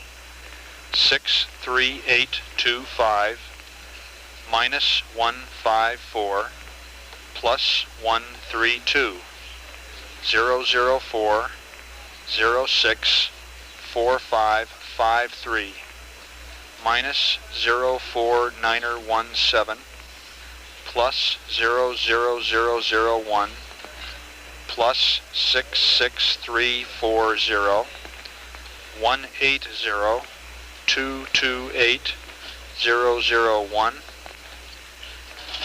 N/A plus 00179er 66522 737 66265 26 1554 157. Zeta Sagittarii, up 080, right 21, minus 2281, minus 02500, 11407, 34087, 0133214. Set stars Arcturus, Denebula, roll 044, pitch 012, yaw 025, no ullage, over. Okay, Joe, that's 63825 minus 154 plus 132 004 06 4553. Fred Houston, standby one. Minus 04917 plus 00001 plus 66340. Fred Houston, over. Go ahead. That's correct. We'd like you to go the S-band aux TV switch to TV, please. Okay, it's set to TV. Okay, we're not getting a signal. Okay, I'll go to transmit, Joe. Okay, you can continue reading back. Okay, roll 180, pitch 228, yaw 001, N/A, plus 00179er, 66522, 737, 66265. And a missed sextant shape trunnion 157, Zeta Sagittarius, and a missed sextant shaft trunnion 157, Zeta Sagittarius up 080, roll 21, minus 2281, minus 00, correction, minus 02500, 11407, 34087, 013, 3214. Set stars Arcturus and Nebula. Roll line 044, pitch 012, yaw 025, no ullage.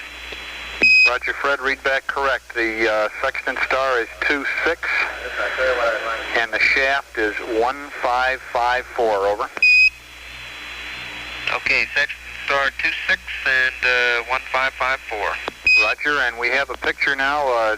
However, it's moving around quite a bit. If you could hold the camera a little steadier. And I have your...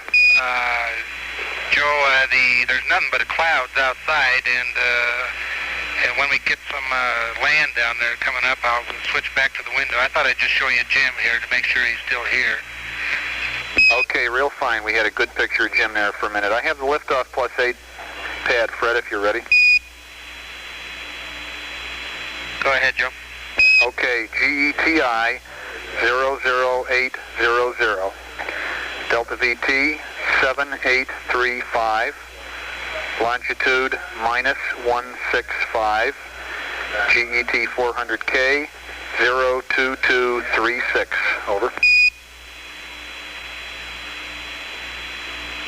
Okay, 00800, 7835, -165, 02236. Okay, that, and I have TLI pad for you. Okay, I'm ready. TLI 22605, 179er, 108 000, 547, 10416-9er, 35587, 358, 139er, 320, 302, 319er, 040. Ejection time 4 plus 01 plus 00. Over.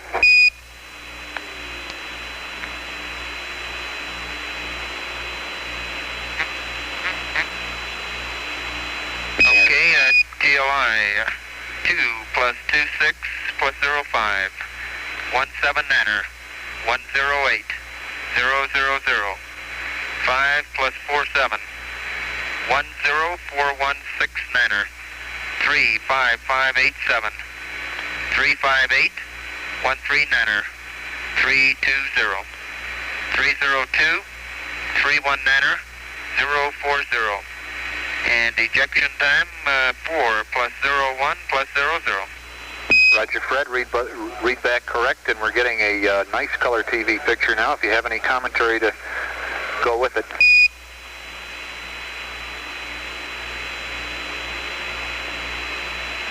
Okay, Joe.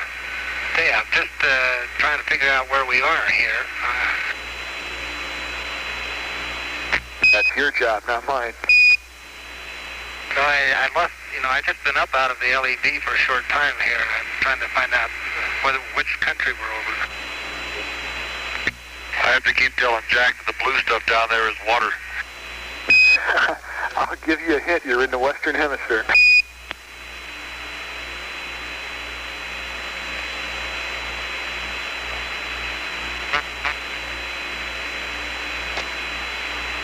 Okay, Joe, it appears like that we've crossed out into the Gulf of Mexico here. And I've got a peninsula or an island that's down there. I don't know whether you can see it.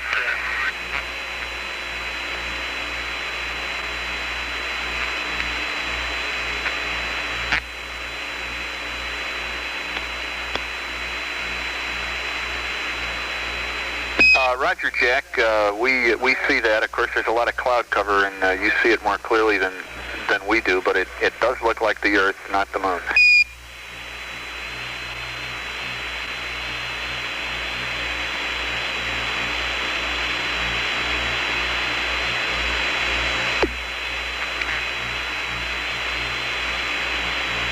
Apollo 13 Houston, we've had LOS Mila now. Thank you very much. Of the southern coast of the United States, but we'll stay with it and perhaps we'll get a better picture in a moment.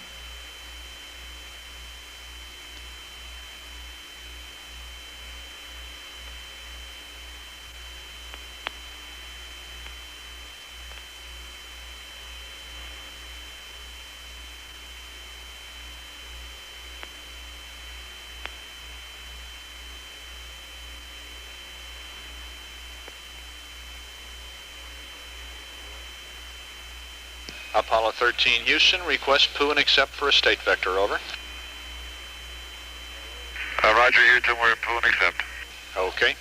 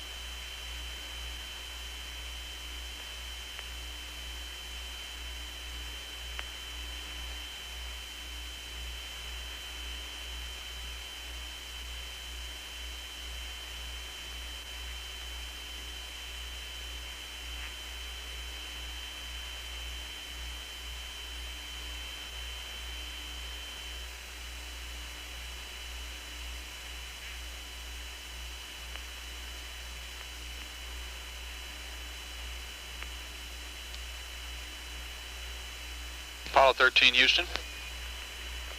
Go ahead, Houston. Okay, the computer is yours, Jim. Thank you. And you are go for TLI. Huntsville reports that you have a 6-second propellant pad, which is 3 seconds more than the 3 sigma case. So you're good on consumables. The IU is so good that we're not going to update it. The only change we have for you is in the TLI checklist. At 57 minutes, where you slew the FDAI to 18 degrees, we recommend 20 degrees there. And we recommend that you look for 8 degrees instead of 6 degrees at ignition. The S4B is riding on the top of its deadband.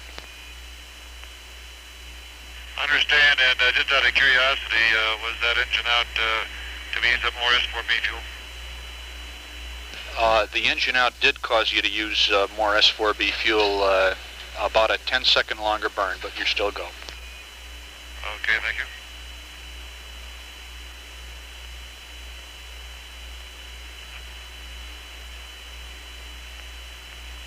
And 13 Houston, we're ready to support pyro arm and docking probe extension whenever you're ready.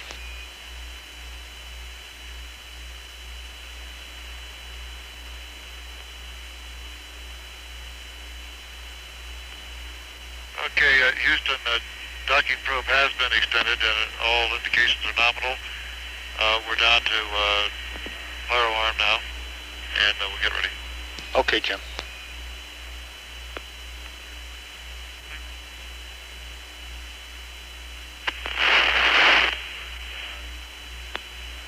Okay, Houston, my circuit breaker's arms are closed, sequential logic 2 on and up, and we're standing by.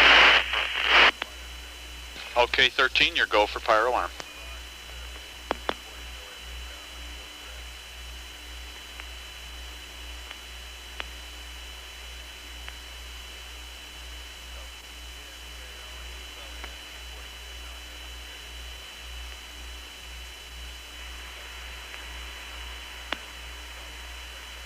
We've had loss of signal now with the spacecraft through the Vanguard tracking ship. We'll be reacquiring at Canary Islands in just a few minutes. Will you ring us? Roger, 13, go ahead. Roger, we have our sequential arm circuit breakers in and our sequential logic 2 on and up, and we're just standing by for your confirmation for a go. Oh, sorry, 13, you didn't copy. You are go for pyro arm, over. Okay, fine, thank you.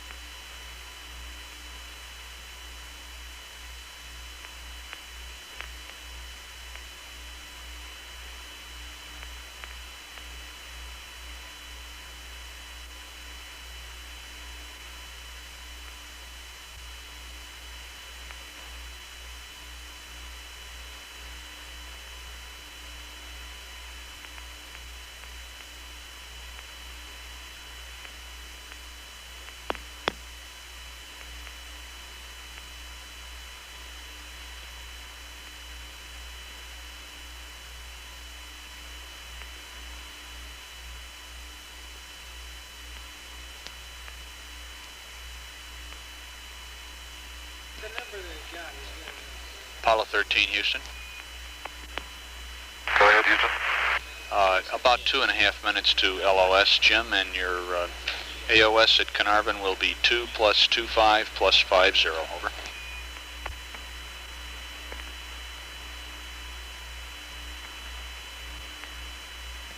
Roger, AOS at Carnarvon, 2 plus 25 plus 50. All right, it's firm.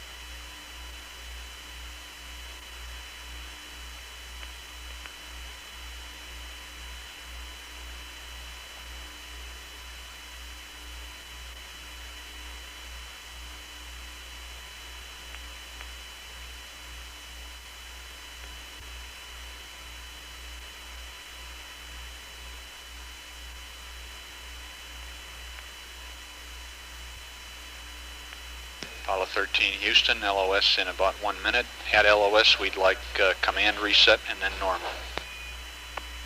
Roger.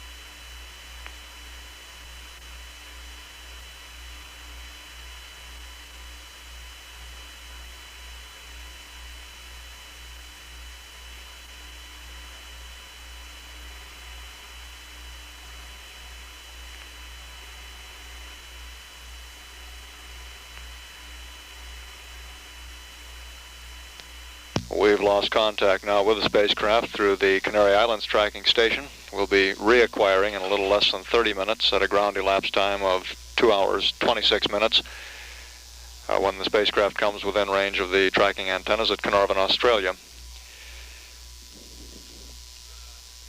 During the pass over the United States and out over the Atlantic, Capcom Joe Kerwin gave the crew a preliminary go-ahead for translunar injection. We have adequate propellant margins on the Saturn third stage, despite the some 10 seconds of additional burn in getting into orbit due to the early shutdown of the second stage center engine. It is not expected that the somewhat later injection time will have any significant effect on the flight plan. The preliminary time for the beginning of the translunar injection burn is 2 hours, 35 minutes, 27 seconds. The flight dynamics officer is in the process now of updating that time, but we don't expect a significant change. At 1 hour, 57 minutes, 55 seconds, this is Mission Control, Houston.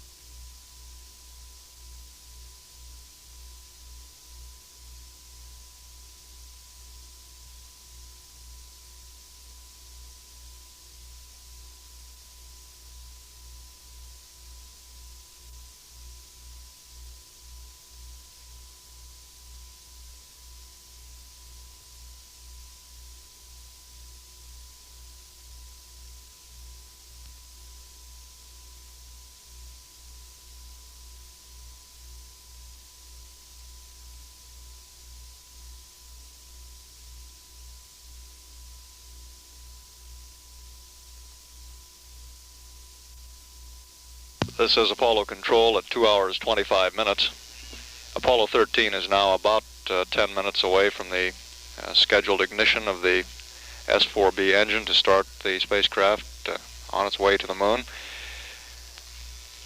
The flight dynamics officer advises that the planned time for the beginning of that burn will be 2 hours 35 minutes 44 seconds ground elapsed time. Our network controller reports that we've just had acquisition of signal with the spacecraft from Carnarvon. During this pass, flight controllers will be looking at the spacecraft and the launch vehicle, the S4B, one last time before translunar injection. Joe, read you loud and clear. We're sitting here monitoring time base 6. You can see it counts downward 20 seconds away. Okay, we're just starting to get data and everything still looks good to us. Hey, Joe, at 2 hours and 12 minutes, the O2 flow highlight came on and it's been pegged high ever since, so it's been on about 14 minutes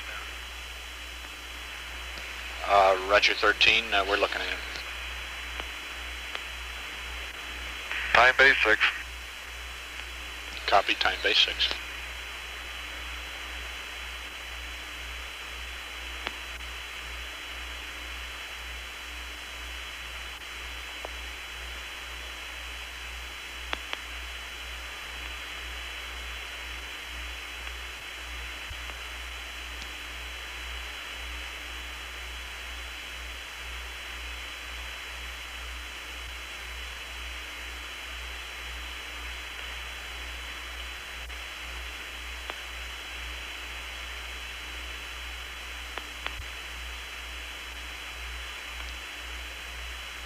Okay, Apollo 13 Houston, you have a go for all systems, and the O2 flow high jack is nominal with the waste tank vent open at this time, and there's no sweat. Okay, just wanted you all to check it for me. Okay, we did. Thank you.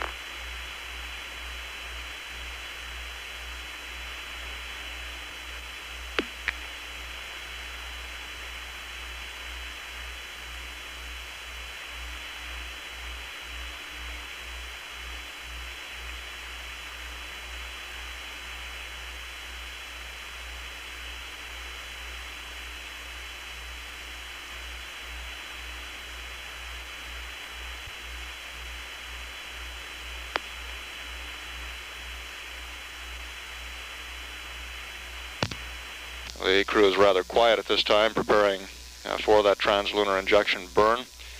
The burn again scheduled to begin at 2 hours 35 minutes 44 seconds. The predicted duration of the burn is 5 minutes 47 seconds, and we expect that the spacecraft and S4B will accelerate some 10,417 feet per second as a result of that maneuver.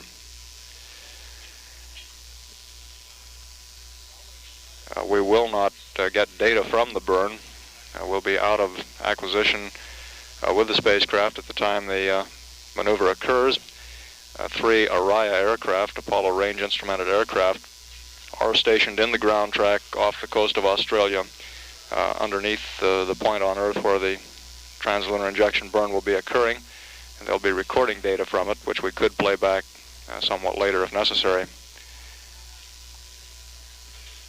The booster engineers just reported that the S4B chill down in preparation for the burn has begun.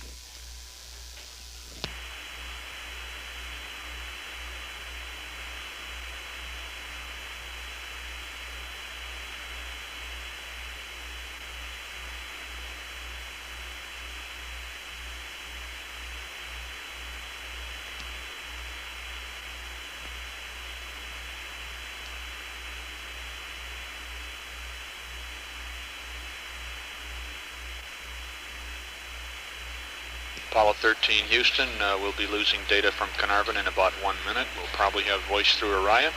Everything is hunky-dory, and we'll be listening for you to tell us how the burn goes. Okay, this is 13. We're standing by too.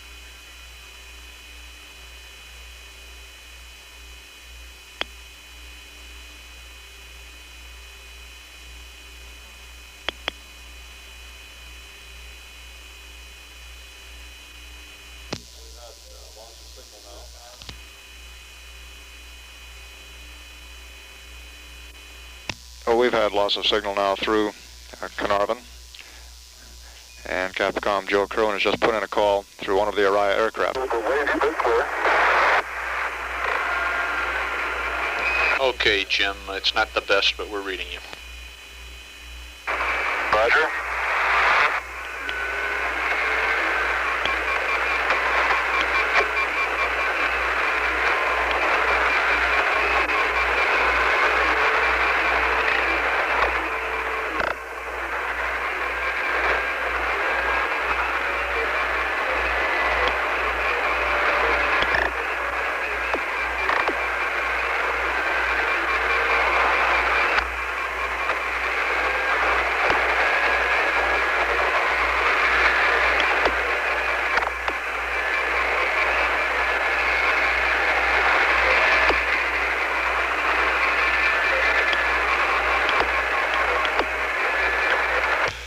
We expect communications will continue to be somewhat noisy during the time that conversation from the spacecraft is being relayed through the Araya aircraft. As mentioned before, we will not see the telemetry data on the burn. We do hope to get voice reports on the progress of the maneuver from the crew. We're now just a little more than 1 minute away from the scheduled beginning of that burn.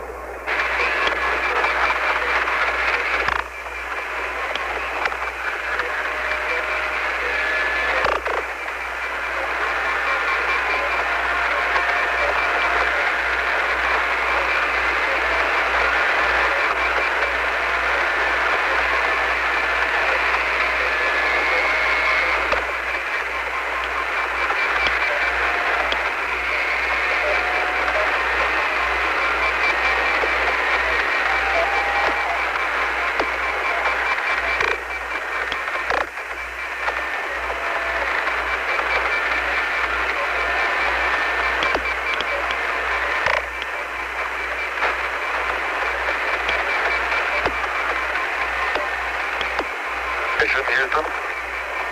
Copy that, Jim. Good deal. Copy that, Jim. Good deal.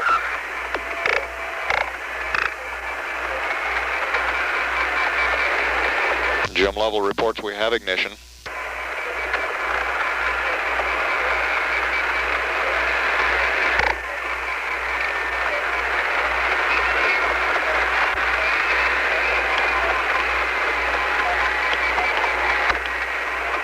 Lovell's report would indicate we had a very close to on-time ignition.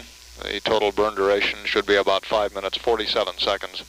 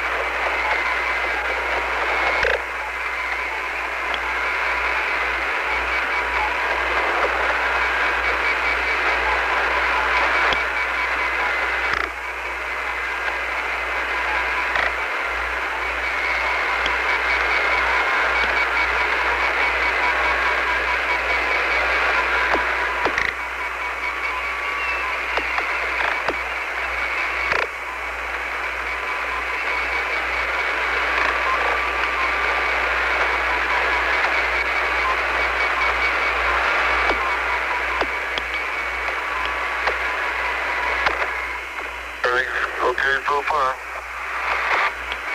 Houston, roger.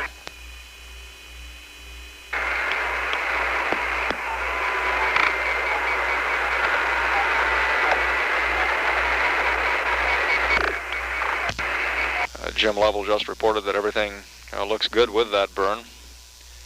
We're still about 7 minutes away from reacquiring the spacecraft through the station at Hawaii, at which time we'll get our first good look at the trajectory as a result of this burn.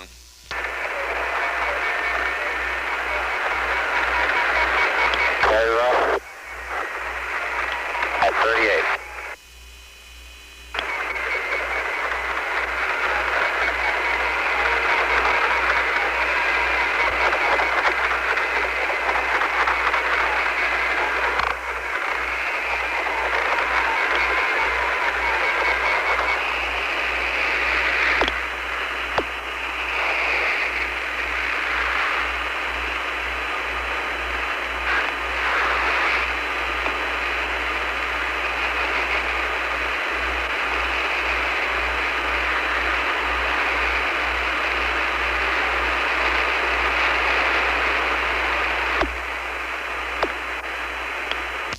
We're now 3.5 minutes into the translunar injection burn, some 2 minutes 17 seconds remaining in the maneuver, which will start Apollo 13 en route to the moon.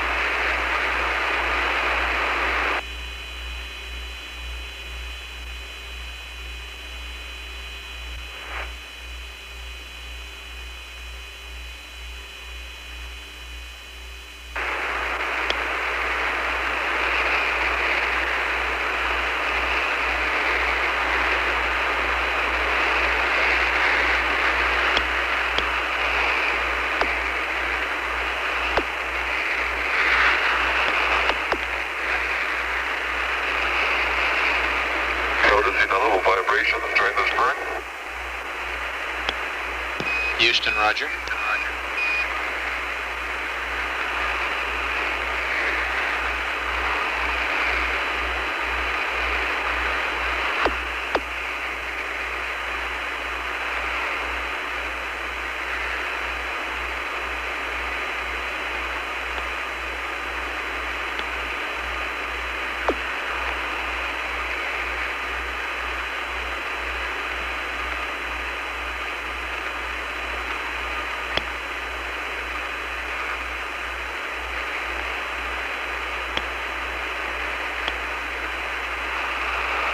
Now about 20 seconds away from the scheduled shutdown time.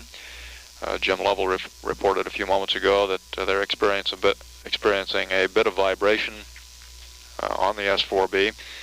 Previous crews have also reported a similar experience toward the end of the burn.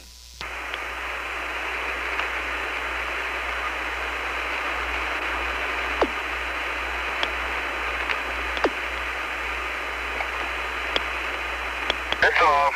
Engine off. Houston, copy. Engine off.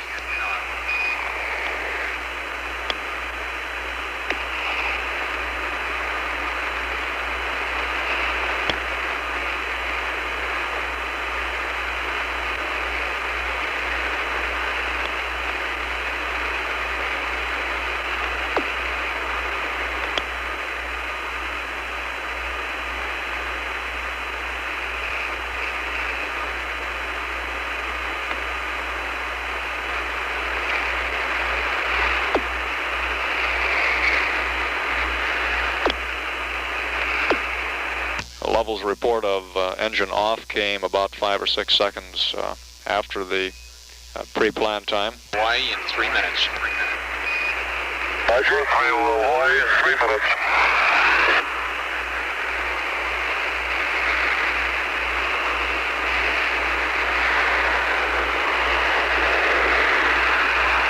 Our communications continuing to come to us relayed through the Araya aircraft. Capcom Joe Kerwin advised Lovell and the Apollo 13 crew that we'll be reacquiring a little less than 3 minutes from now through Hawaii, at which time we should get good solid S-band communications, and also our first look at the trajectory of Apollo 13 following the burn.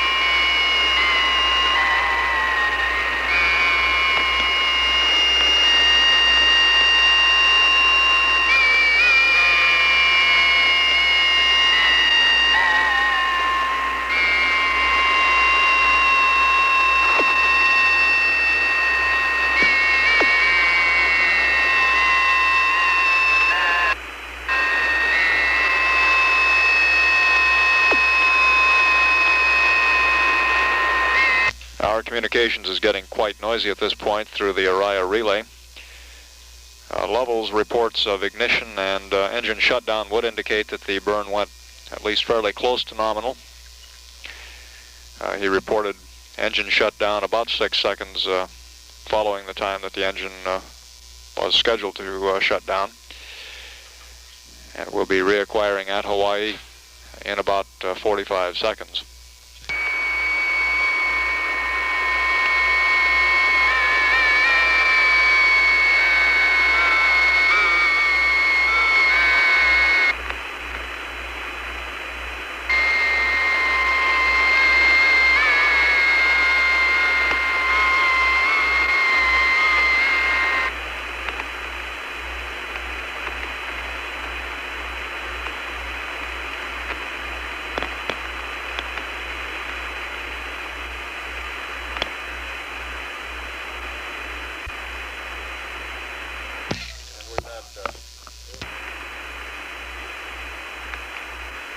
We've had acquisition of signal at Hawaii. We'll stand by for a call to the crew.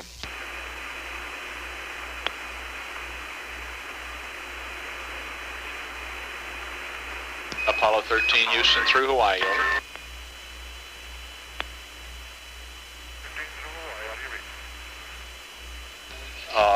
13 Houston, you're weak but clear. It'll probably get better in a second. We're standing by for the burn report. Roger.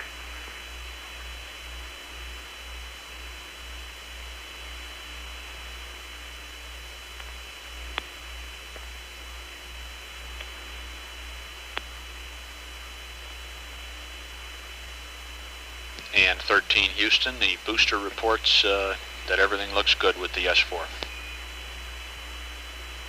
Well, Good, Houston. The ride was very nominal. We had a little vibration, though, during most of the run. Okay, we copied your call on that, Jim. Okay, Joe, the DSKY read 35560 plus 04445 plus 01769er, and Delta VC was minus 3.0. Oh, roger that. You can't ask for much better than that. How about the burn time, did you notice? Okay, on my trusty watch, I had about 3 3/4 seconds long. Okay, copy that.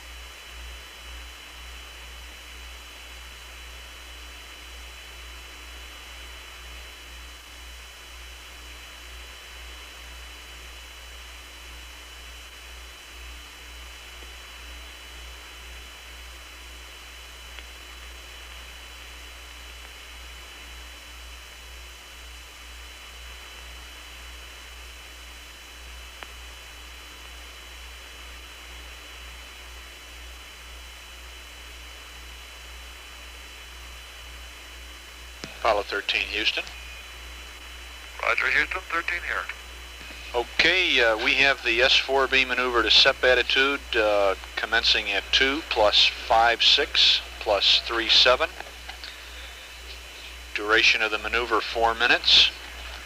SEP time 3 plus 06 plus 37. Over.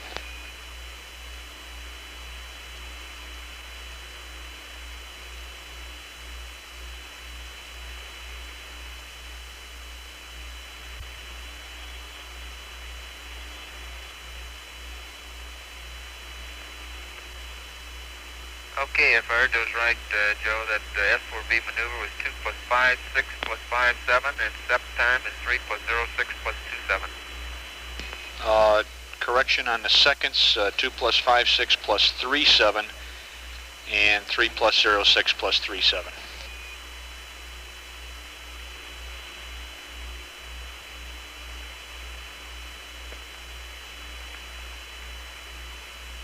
Okay, 2 plus 56 plus 37 was the maneuver time, and the SEP time 3 plus 06 plus 27.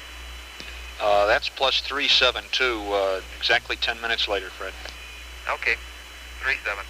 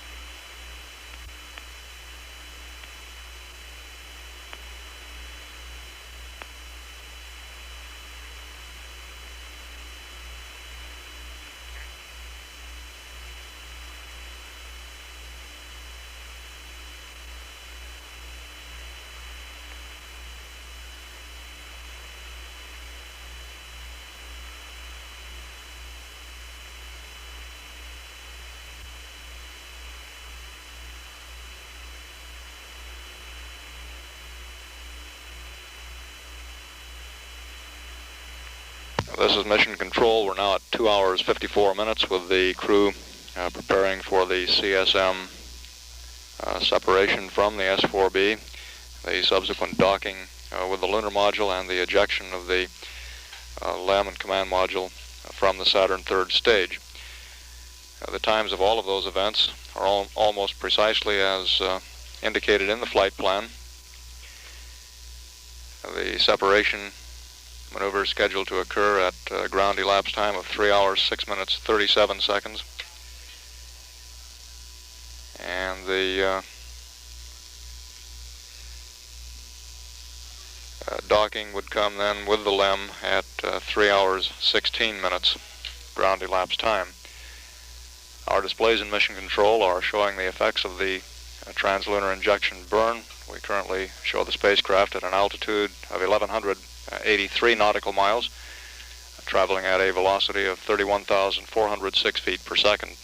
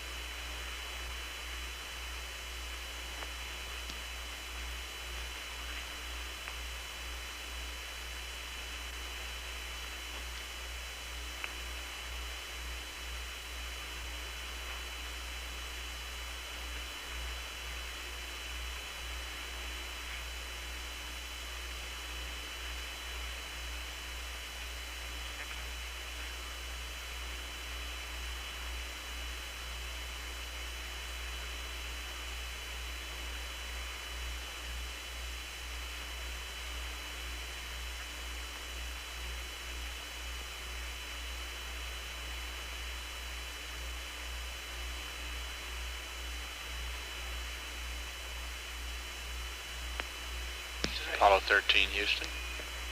Go ahead.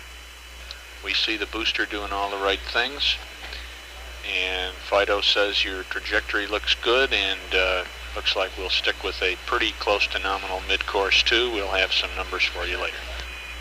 Okay, and we concur. The S4B is maneuvering this time. Roger.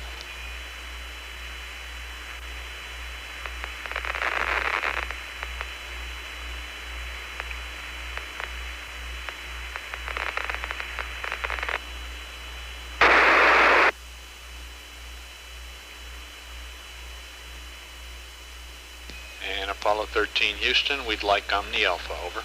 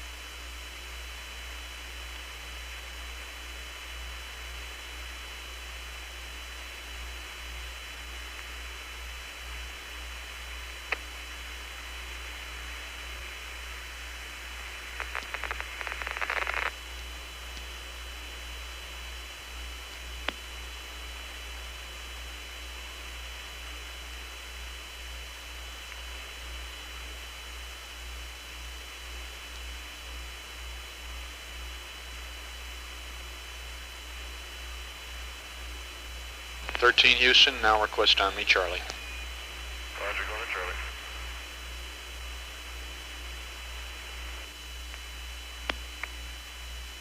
And 13 will be doing a handover now. Okay.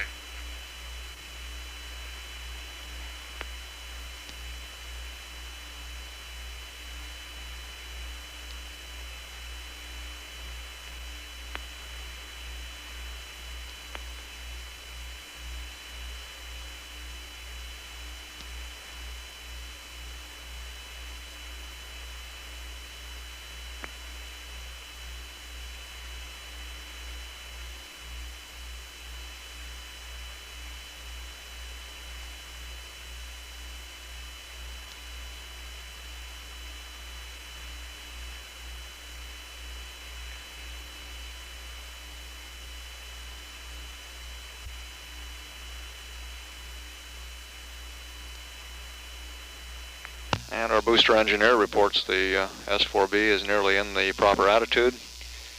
We're about 5.5 minutes from the scheduled time of separation, and we are expecting that the crew will have the television transmitter and camera on beginning at a ground elapsed time of about 3 hours 15 minutes for television coverage of the docking.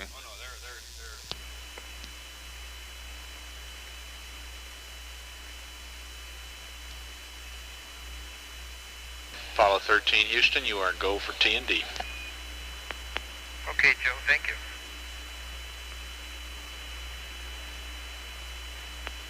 And 13 Houston, check your noun 17 for extraction pitch attitude. It should be 319 degrees, over. Okay, we'll look at it.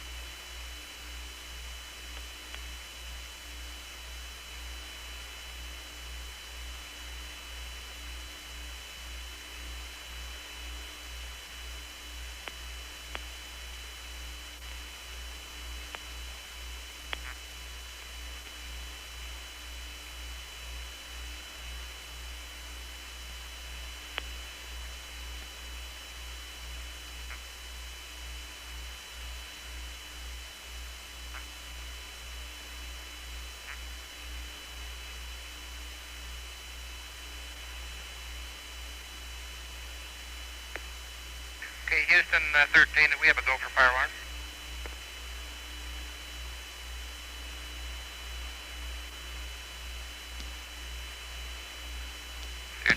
13 Houston, affirmative. Your go for pyro arm, and recommend you secure the cabin pressurization. We did. We closed the waste management vent valve there. Waste storage valve. Okay, we're reading 6 psi in the cabin, Jack.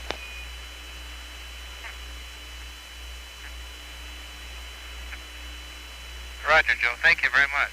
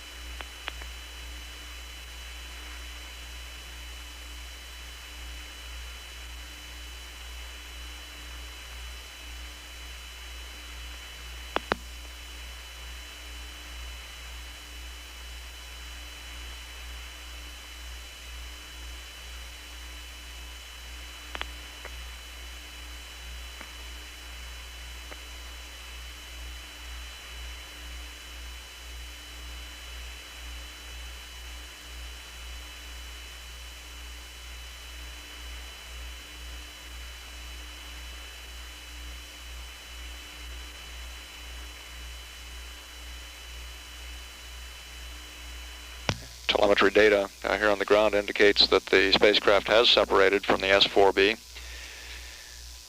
Astronaut Jack Swigert at this time would be in the commander's couch, the left-hand couch, at the controls of the spacecraft during the transposition and docking maneuvers. And we should be getting television transmissions from the spacecraft beginning at about 3 hours 15 minutes ground elapsed time.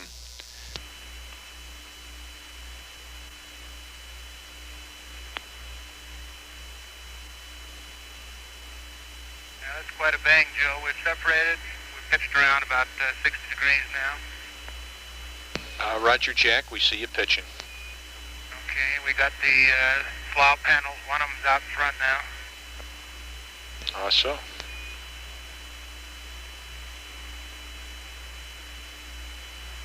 Swigert reporting that the slough panels on the S4B are coming into view.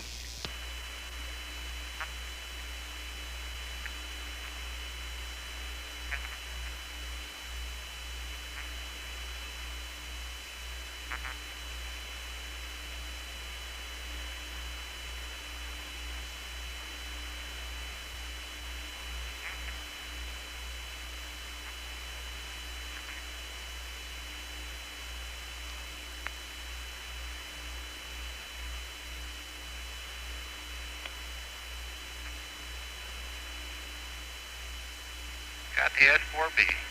I guess we're about 80 feet. Good deal.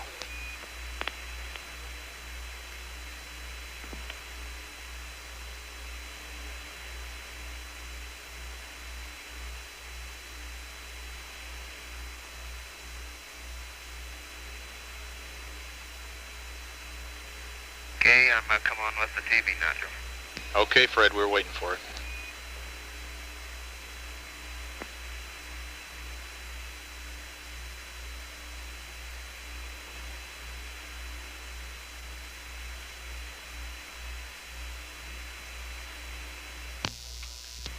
The network controller reports we're getting television signals now from the spacecraft a bit earlier than expected.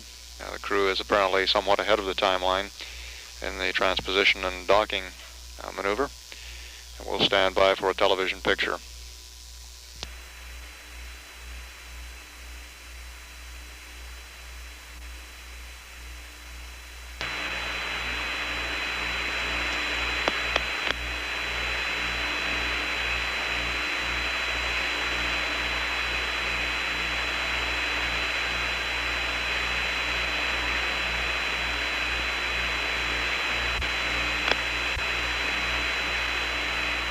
Houston, we got a groovy TV picture.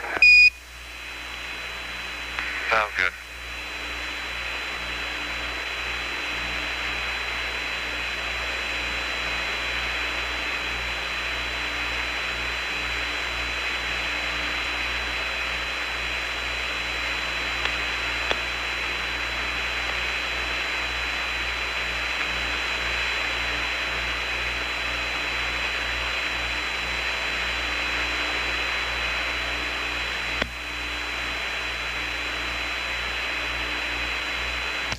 We're looking down the nose of the S4B minus its slaw panels at this time, a top view of the LEM.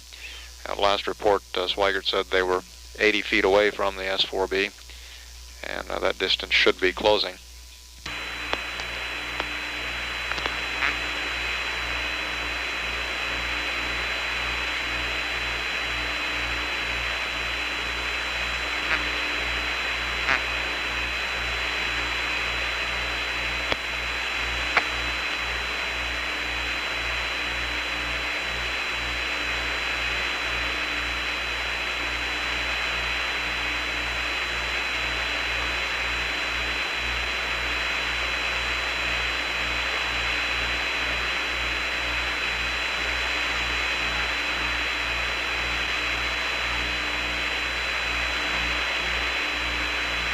Is the focus good enough, Joe, that you can see all the glittering debris?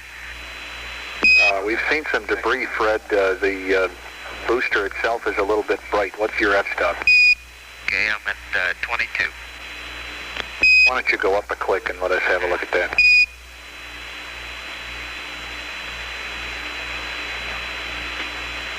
Okay, you're at 24.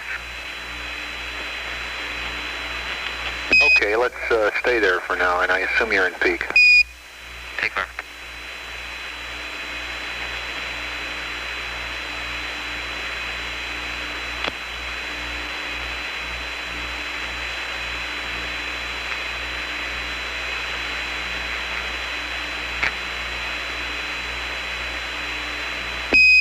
Houston, recommend rate 2 on the B-Negs. Thank you.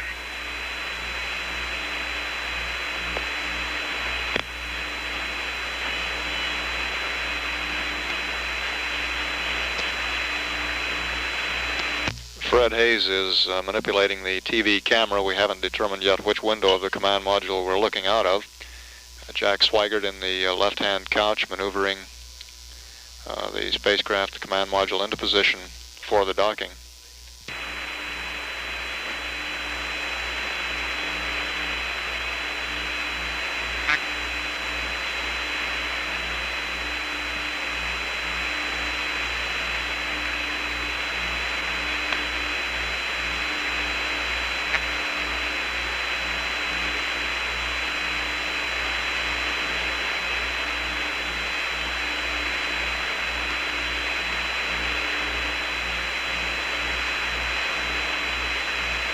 It's getting bigger.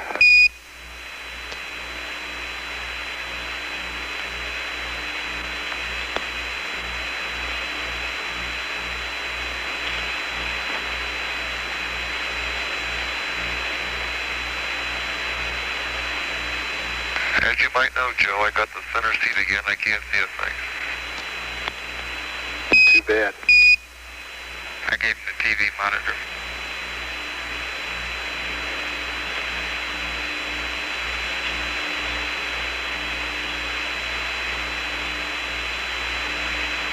Now this view of the Saturn third stage and the lunar module is coming to us from about 5,000 miles beyond Earth. The spacecraft and S4B traveling at a speed of about 22,900 feet per second at this time.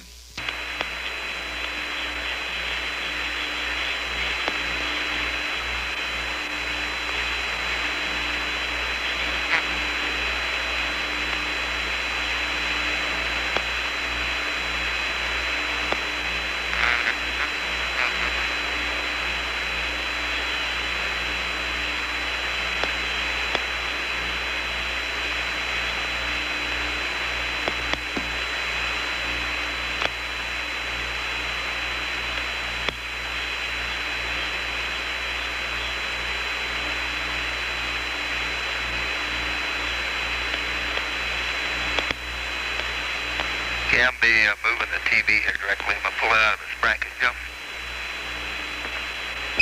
13 Houston, did you call? All right, John, be moving the TV to get a better shot here, moving out of its bracket. Okay, Fred, it's just beginning to cut off at the bottom, but it's still a very good picture.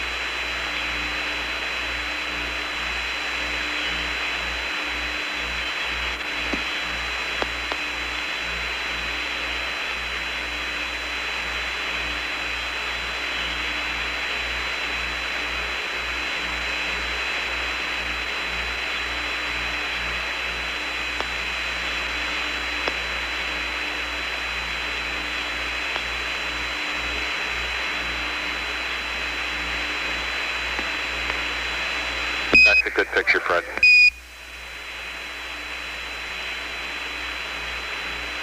Yeah, we're just about there. About 10 more feet now. Roger. Everything looks pretty good down in the S4B too. The shroud still looks intact down there. Good deal. There's really quite a bit of detail in this picture.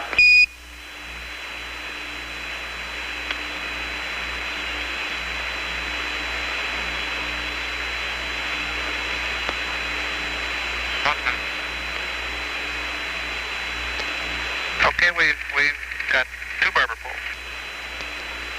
Houston, roger.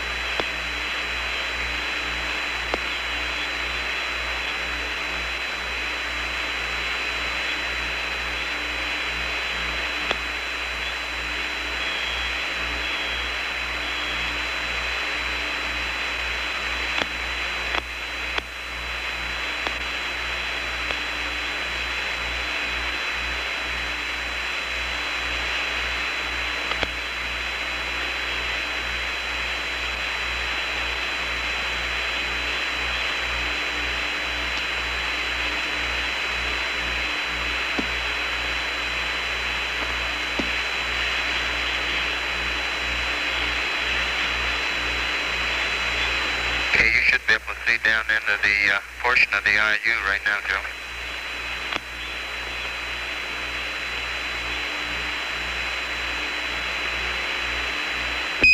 Fred, Houston, we'd like to try going to average on the TV for a minute or so. Okay, you got average, and little yellow dust cap just floated by in front of us. Yeah, we see it top of the screen. And Fred, after a few minutes of this, at your convenience, we could use some interior shots if you get the time, and if the lighting is good. Okay. And 13 Houston, the S4B vent times are nominal as in the flight plan within a few seconds.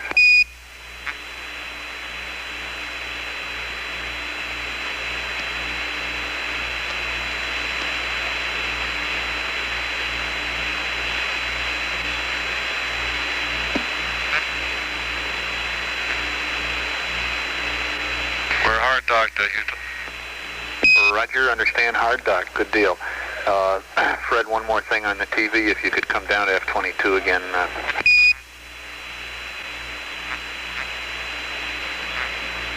Okay, you got F22 again.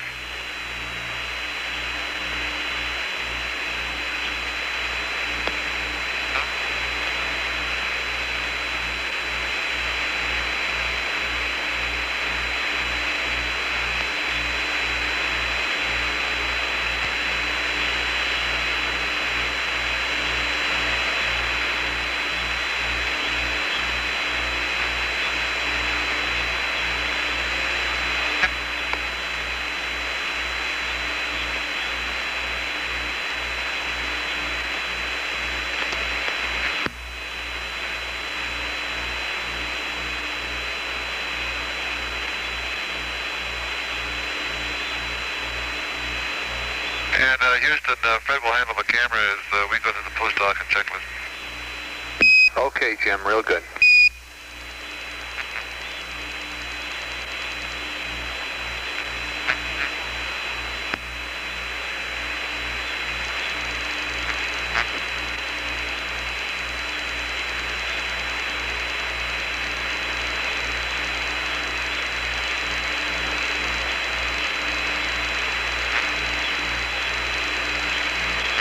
Hayes apparently maneuvering the camera inside the spacecraft for an interior view at this point.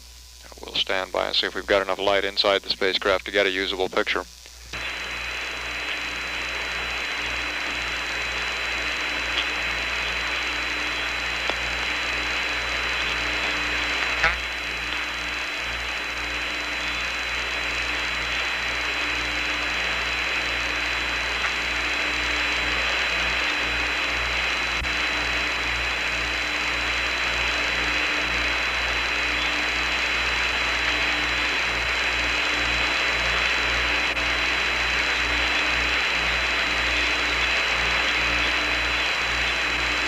Okay, Joe, I'm pointing over toward Jack, and it's pretty bright with the Earth out that window. Is it sort of washing out the picture here?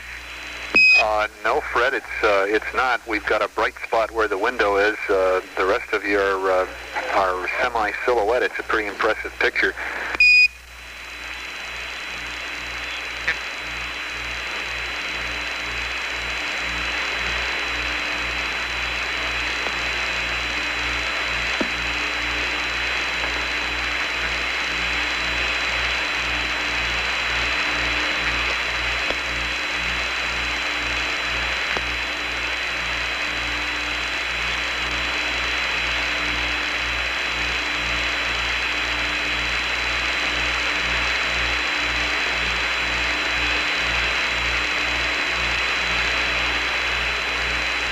Apollo 13, Houston.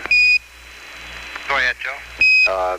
For Fred, the iOS has caught you with the fuel cell reactant valves and latch again.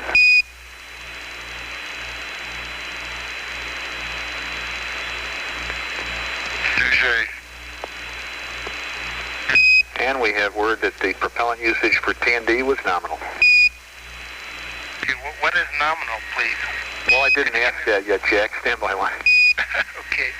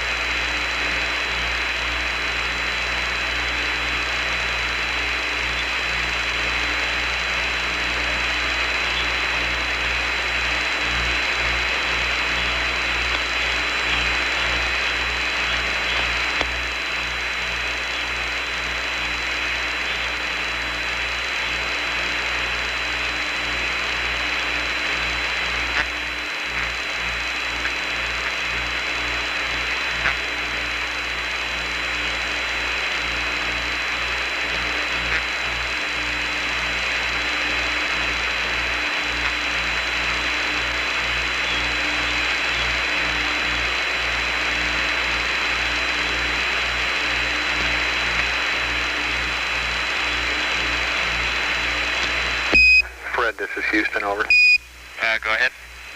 Okay, with the direct sunlight from the window out of the TV camera field as it is now, we'd like you to open it up an f-stop or so, and if convenient, try and keep that bright spot out of the window. Okay.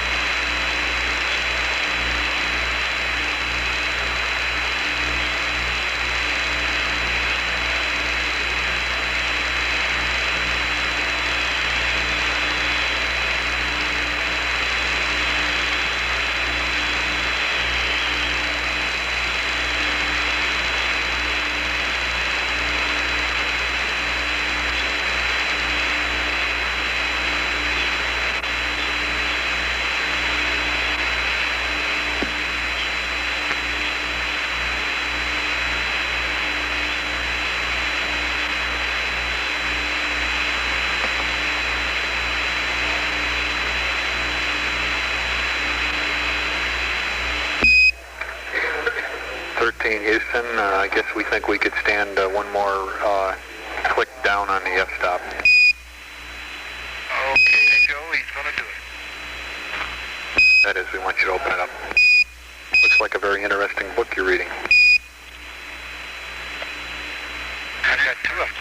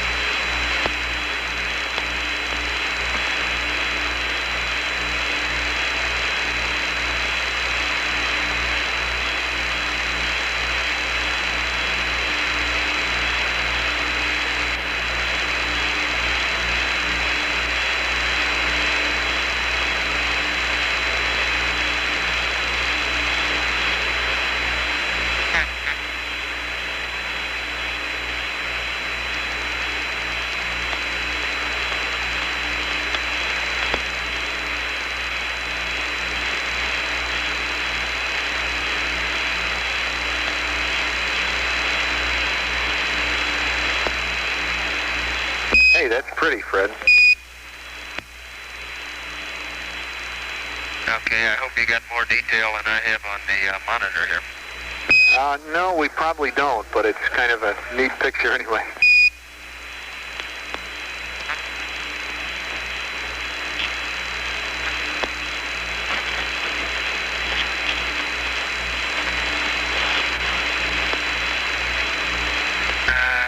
Houston, we're now going to finish repressurizing the tunnel. Houston, roger.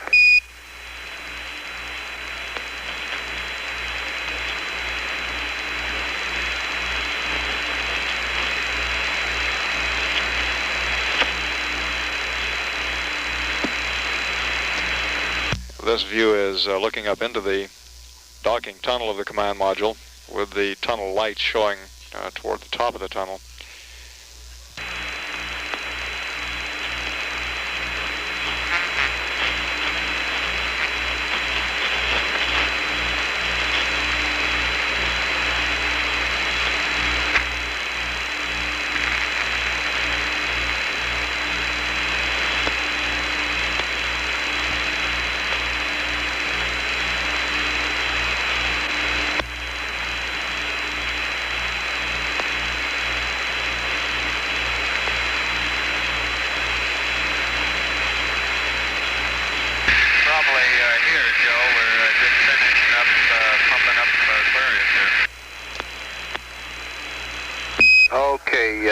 About all we see on this picture, Fred, are the bright spots with the lights around the tunnel area. The hatch itself is pretty dark.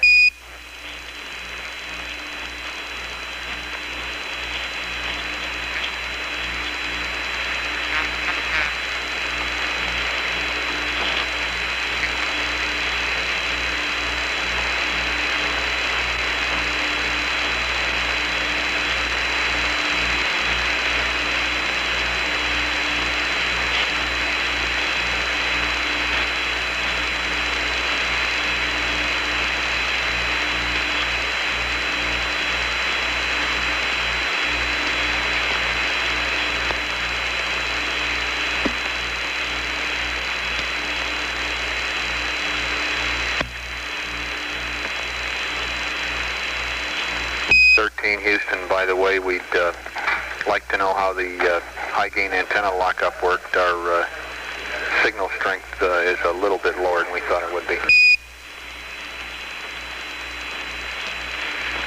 It looked just the way I expected it to, Joe. I had her sitting there and react with the numbers cranked in, and as soon as we got pretty much through the rotation, I just threw it down to high gain, and it appeared to lock right up. Okay, good deal. See that flashlight beam wandering around there?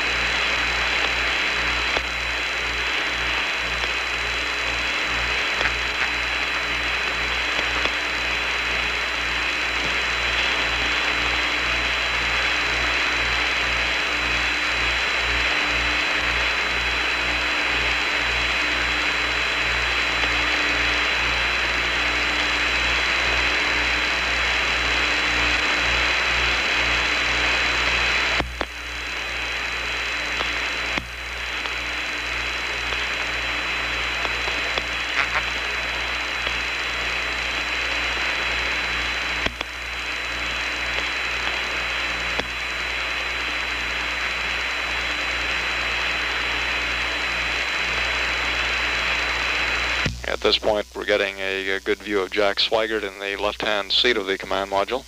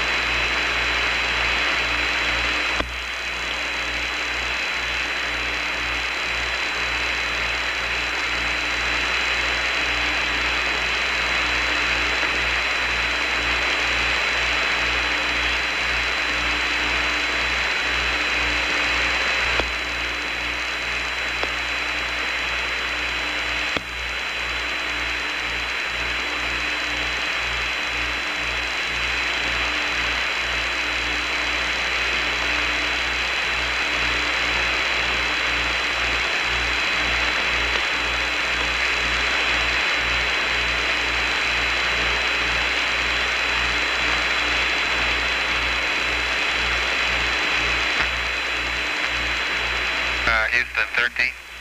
13 Houston, go ahead. We'd kind of like to hold off on the starting the bidding again until we get the things pumped back up inside here. One of you might give us a call, remind us when to initiate that. Okay, 13, will do.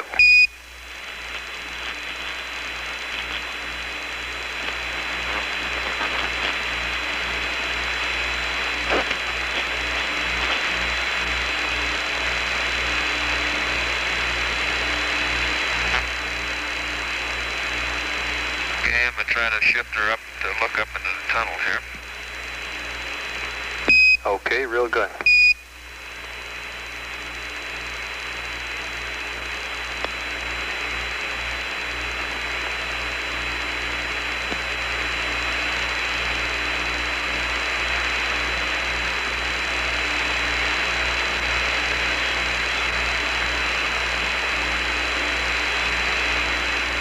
Okay, 13 Houston, I think we could use an F-stop lower. What F-stop are you at now? I'm about as low as you can go, Joe. I'm sitting on 4.4. Okay.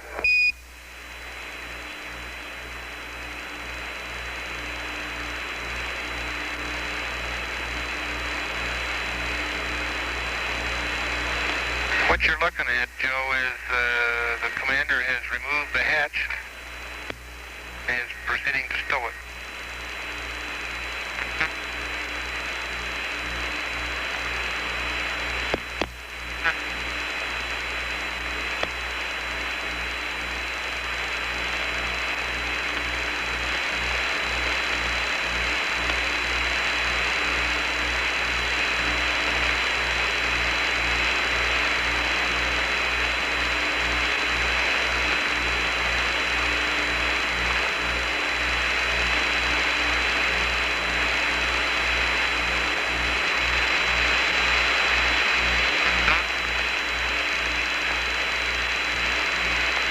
Okay, 13, that's a pretty good picture there.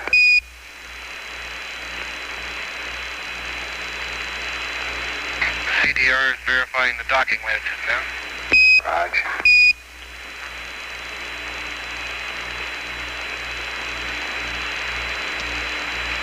Okay, Joe, Jim reports that there's a slight, burn smell up in the tunnel area as been reported in previous flights. Okay, we copy that.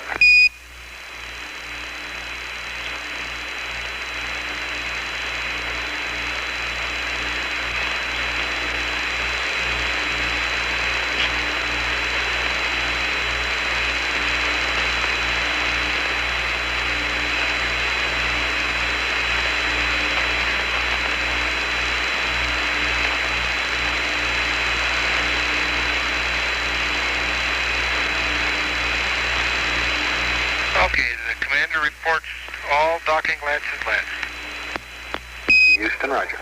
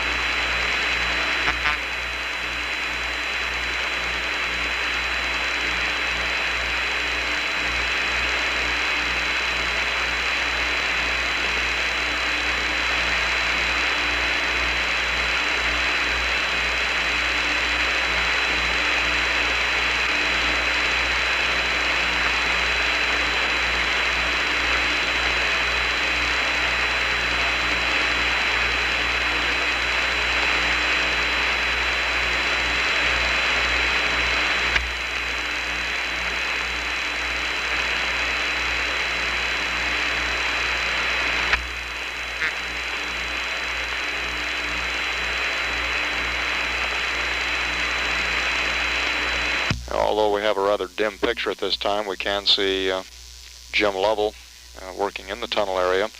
Lovell has removed the hatch cover, inspected the docking latches, and reported that everything was in order in the tunnel.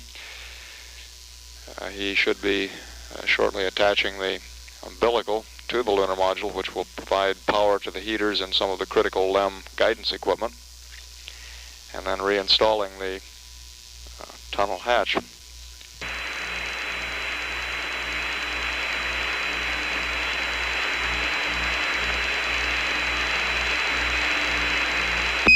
Houston, for your information, the S4B, that is proceeding on schedule. Okay, Joe. Yeah, Joe, that's concurrent with all the thousands of particles I see going by outside here. Yeah, I guess I didn't need to tell you.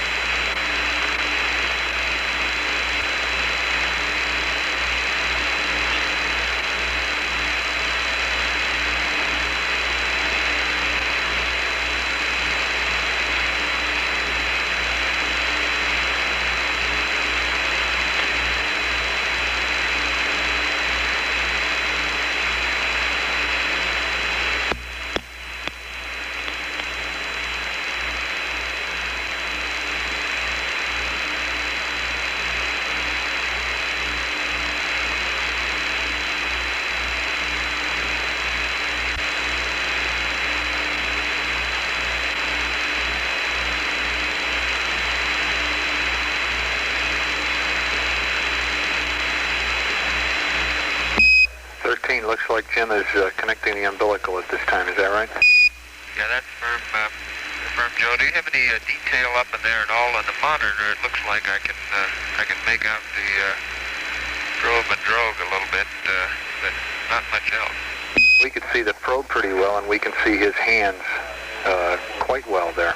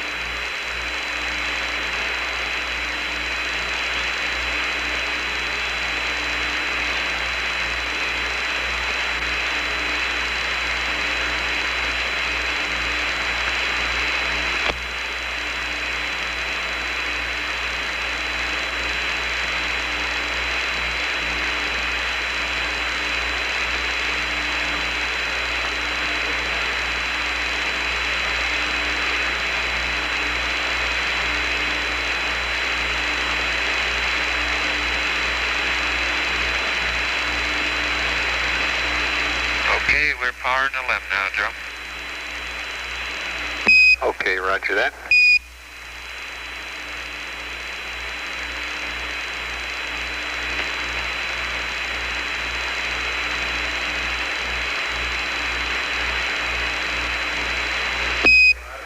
And the voltage looks good there, 13.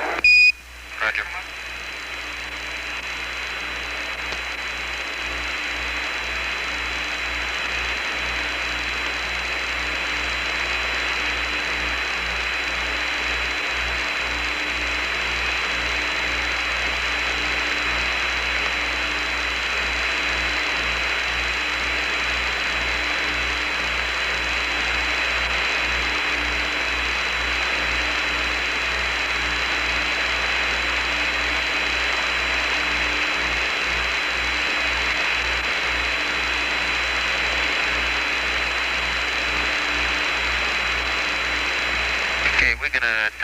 that view now out the left side, Joe.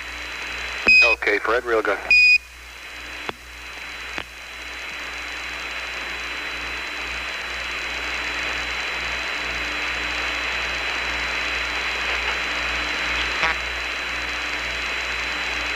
This television transmission has been going on now for about 40 minutes, and during that period of time the spacecraft has covered more than 5,000 miles.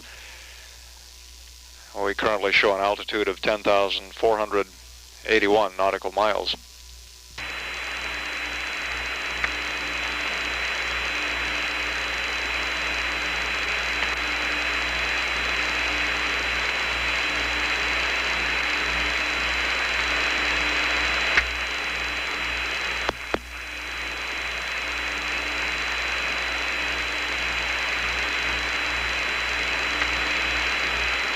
Okay, you making that picture out there, Joe?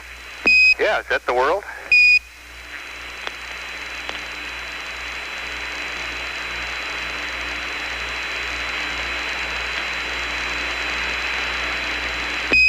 Okay, Fred, that's a pretty nice looking picture. I'd like to know what settings you used to get that. Okay, I think Jim's holding it now, and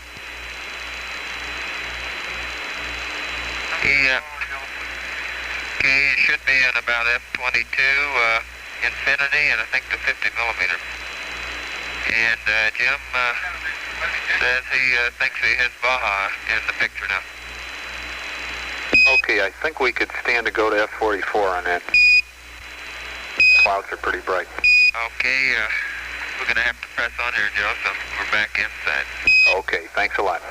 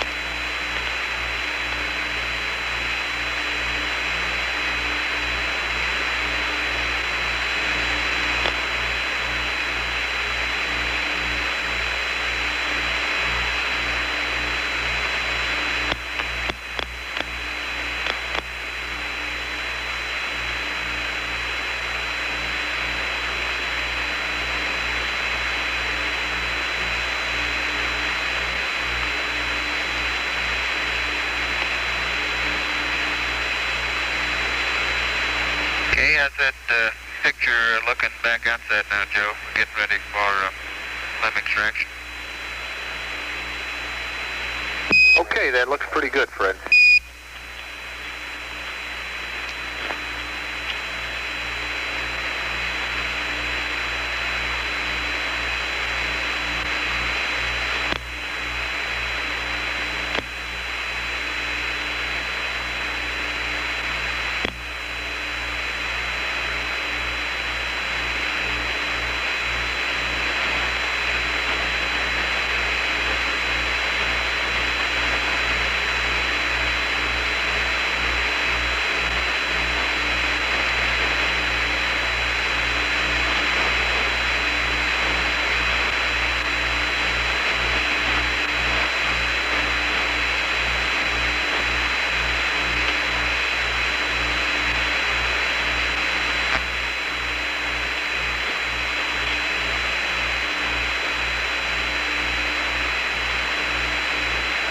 Houston, this is 13. Do we have a go for Pyro 1?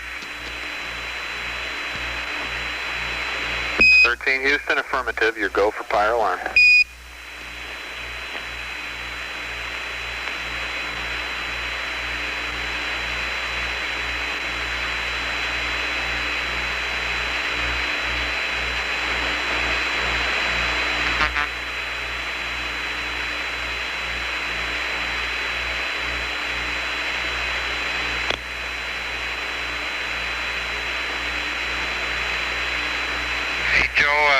When we went back up and rechecked the tunnel there, we found two latches that weren't cocked, and we reset them. Oh, roger that, Jack.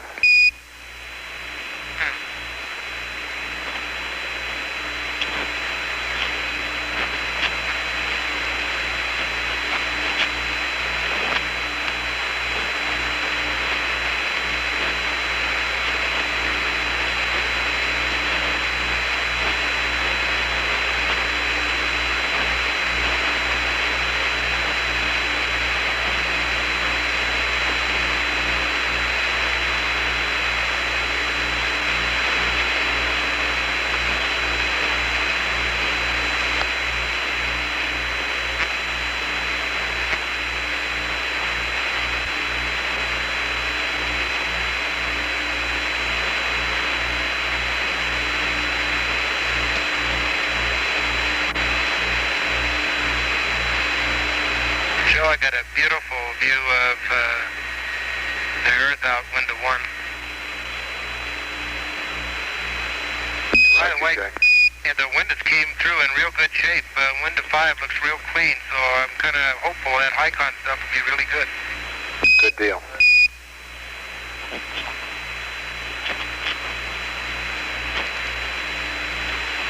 I'm at window 3, Joe.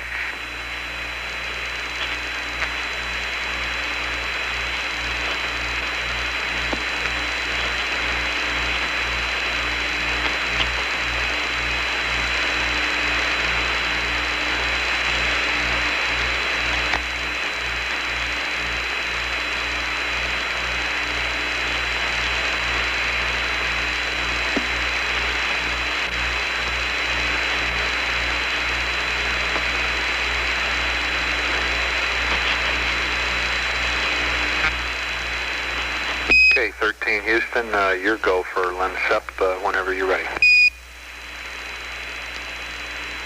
Roger.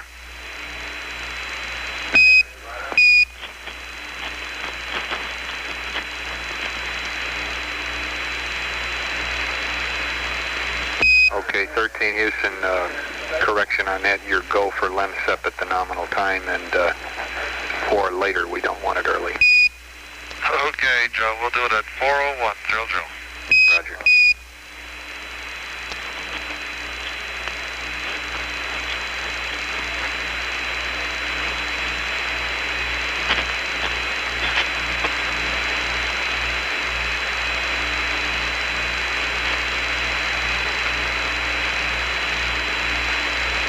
We're now about 2 minutes away from the scheduled CSM LEM ejection time.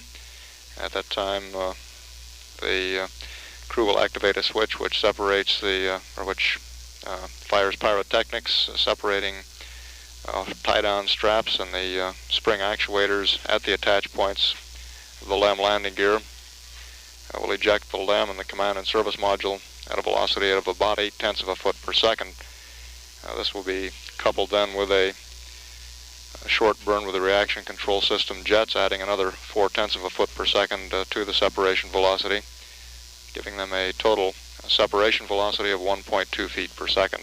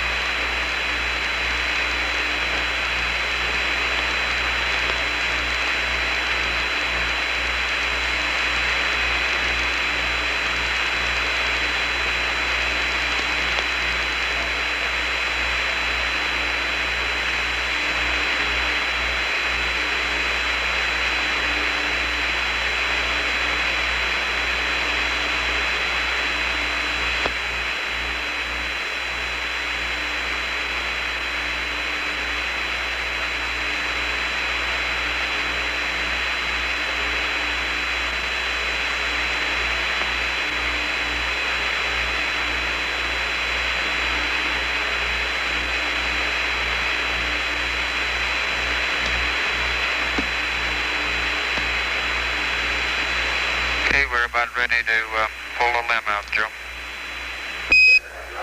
Okay, 13. There she comes.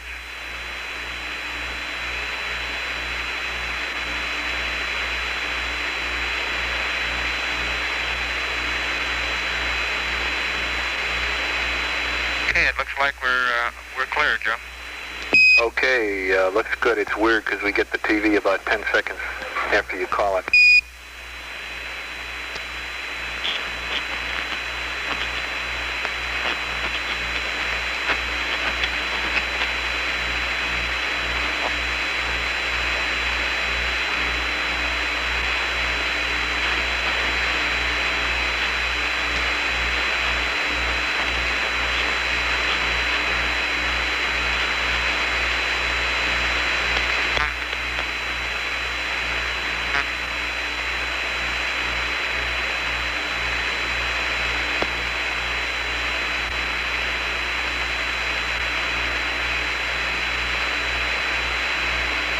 We've been advised that within a few minutes we will have to recycle the converter, which converts the television picture we're receiving from sequential black and white to color. This would require the converter to be down for a couple of minutes while it's reloaded with tape, and in that interim period of time we would expect the picture to be down.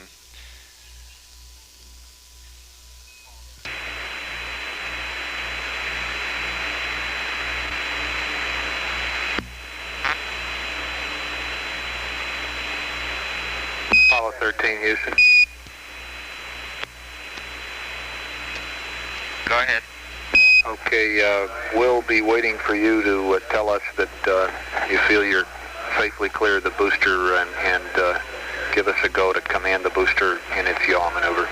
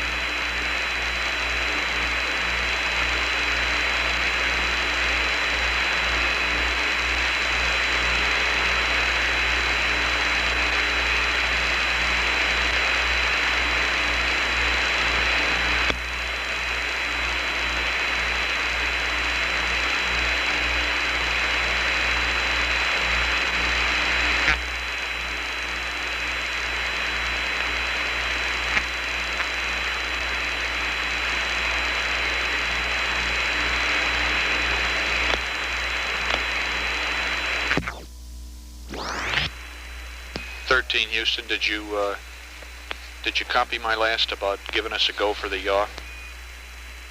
Yeah, we're maneuvering, Joe, and we hadn't picked her back up again yet. Okay, do you want to wait till you acquire it before we yaw it?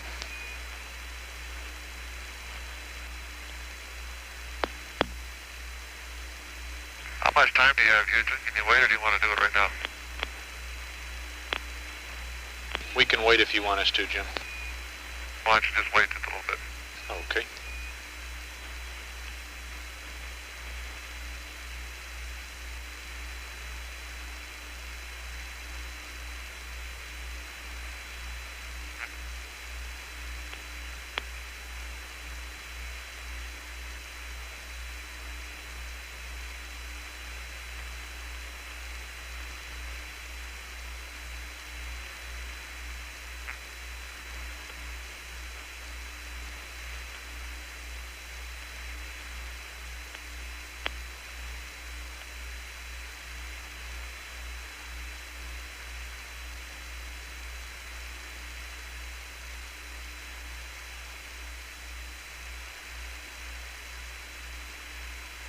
Joe, did they ever get an idea what that the TD&E fuel was?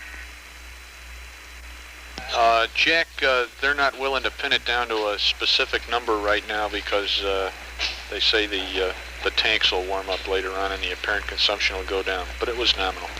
Okay.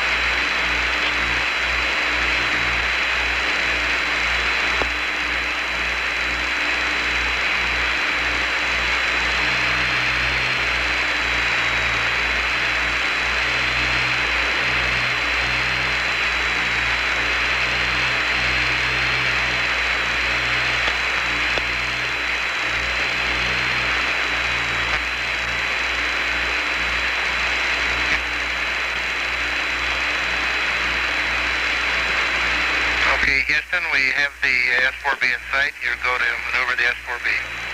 Houston, roger that.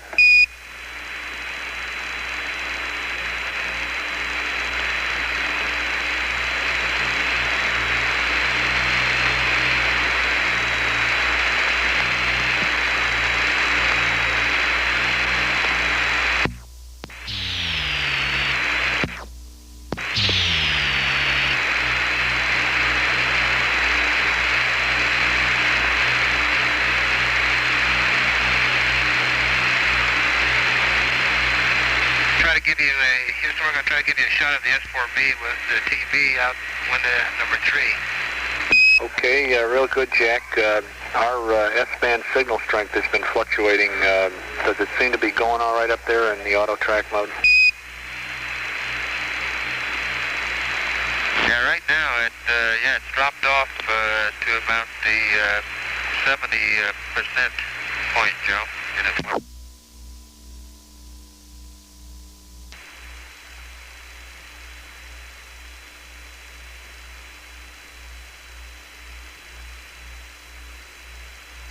And here's, do you have a TV picture? Not at the moment, Jim. We had a garbled one there for a few seconds, and we don't have one at this moment. Okay, I can see the S4B now at the hatch window, and it's... We had a garbled one there for a few seconds, and we don't have one at this moment. Okay, I can see the S4B now at the hatch window, and it's...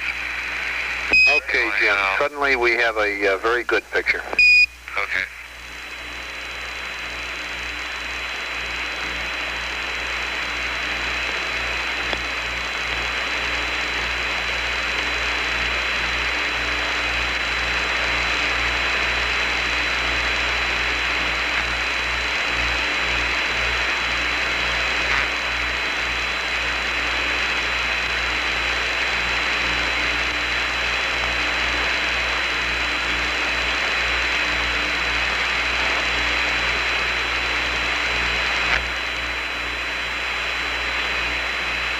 Houston, I can see the gold shroud around the IU, and it looks like it's all intact.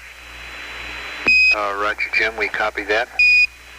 Incidentally, the APS evasive maneuver will be about 4 minutes late. It'll be at about 04 plus 18.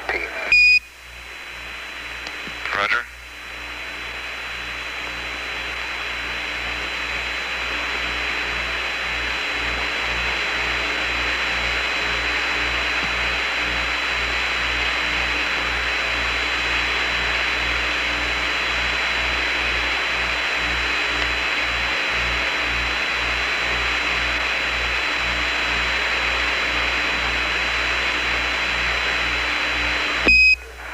Houston, wonder if you could zoom in on that S4B for us a little bit.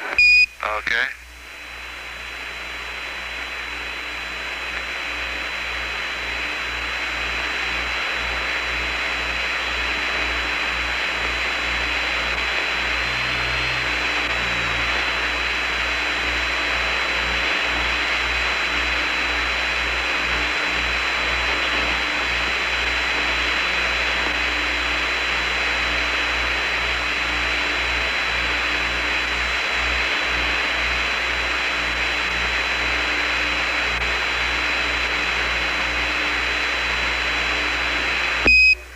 Yeah, more like that. That's nice.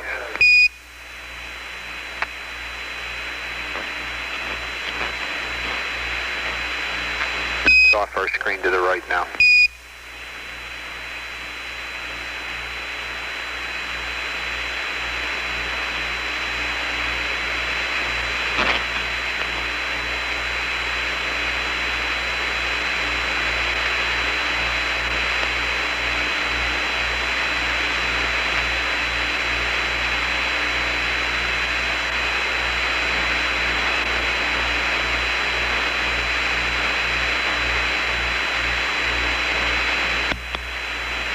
Oh, that's very nice.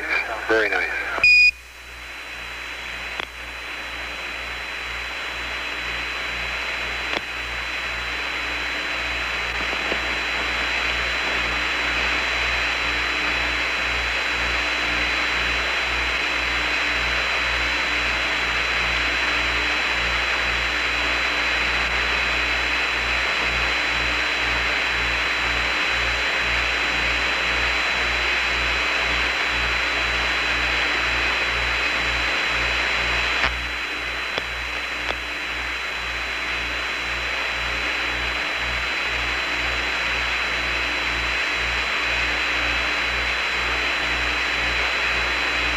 Okay, Joe, is ECOM monitoring the O2 flow highlight again?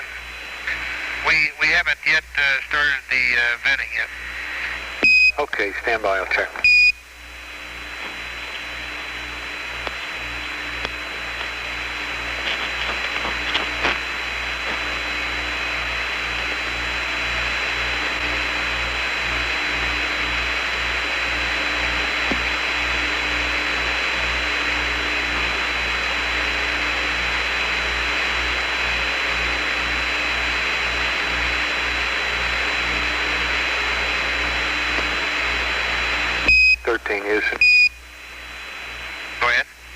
Jack, your cabin regs are still making up, but your go to open the waste management vent again at this time, and we'll delta the time to close it by the appropriate amount for you. Okay, real fine.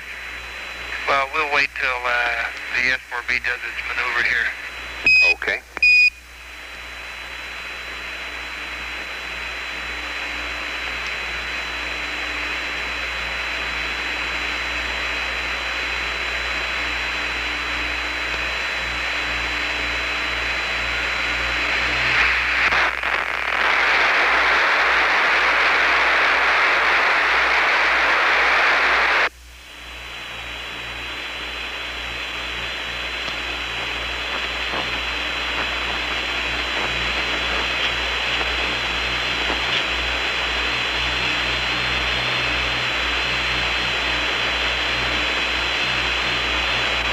We've just had a dropout in signal as the spacecraft maneuvered out of the field of view of the high gain antenna.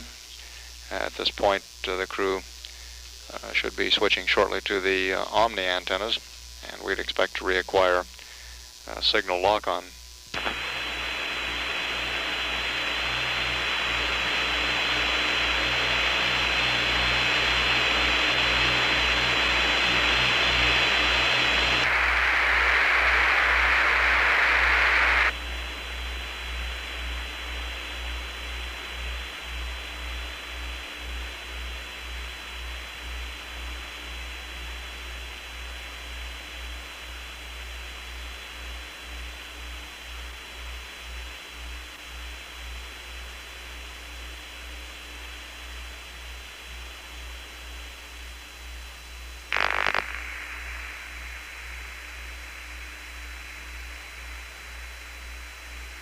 Okay, Joe, we just had a momentary drop-off at signal strength again there. Roger, Fred. We had an LOS for a minute and we lost our TV picture. Okay, Joe, we just had a momentary drop-off at signal strength again there. Roger, Fred. We had an LOS for a minute and we lost our TV picture. It looks like, yeah, we just got it back. Looks great again.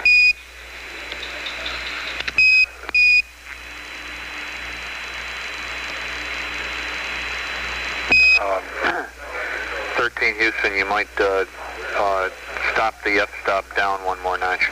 If you got any left.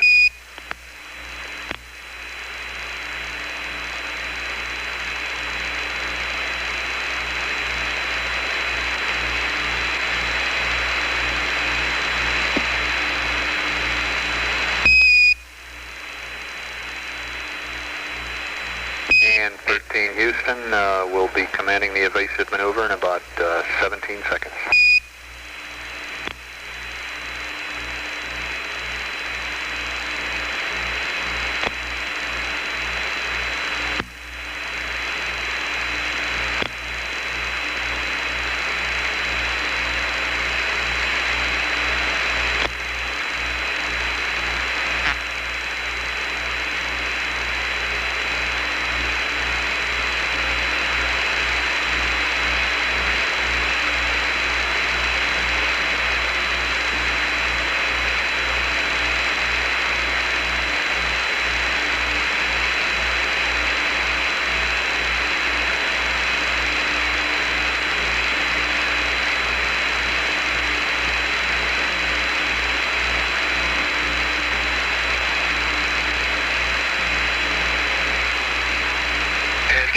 See it start to move.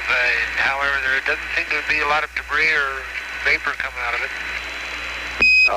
Roger that, Jack. Booster says that's great. He says the booster's doing its thing normally. Concur, we don't see much on the television at all.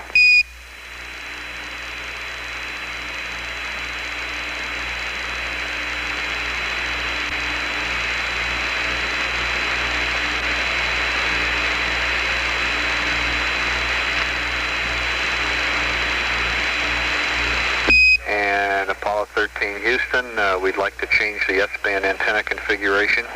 Like you to go Omni Delta. Like you to go manual mode on the high gain with pitch of -60 and yaw of 90, over.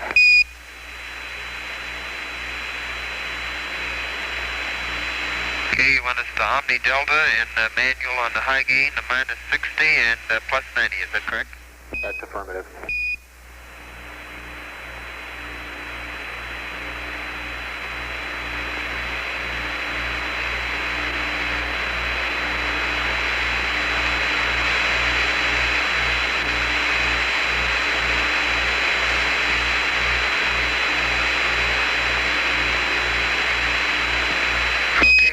How much longer would you like the television? Stand by on that. We'll get a word.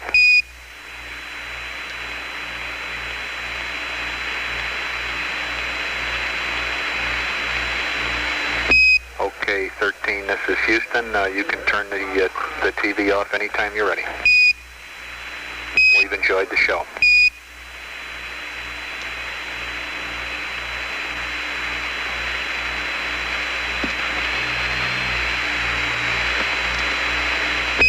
Houston, before you secure the TV, we'd like to know whether that was in maximum zoom, just for information. That's firm, Jim, headed in max zoom. Okay, good deal. That was a real good picture.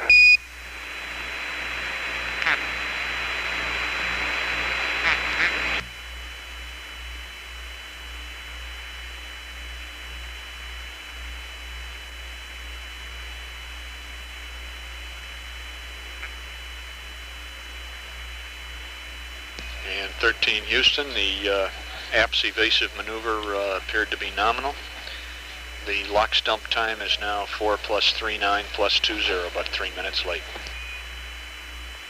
Roger.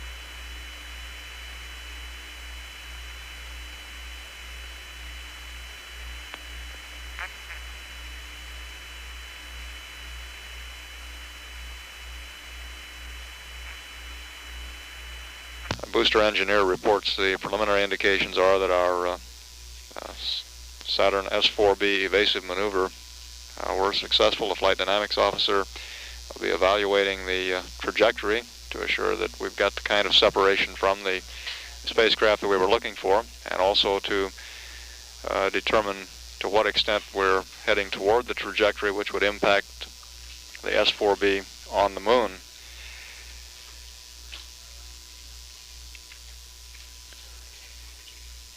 At 6 p.m. Central Standard Time, there will be a press conference in the News Center auditorium.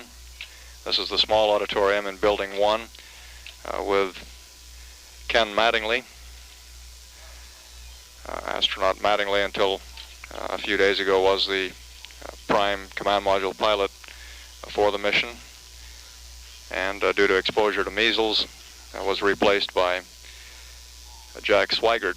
Mattingly has been in the control center and is currently in the control center observing the progress of the mission.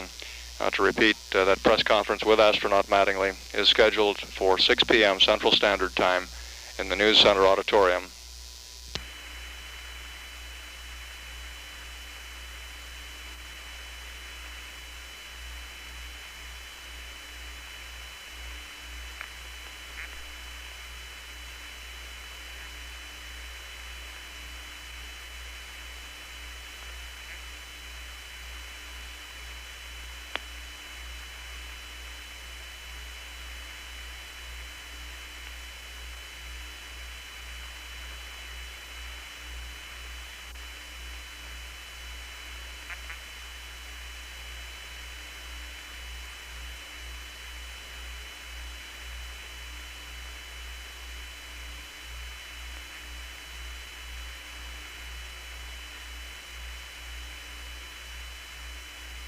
Okay, Joe, we're right now opening the waste storage vent. Okay, Jack, we copy.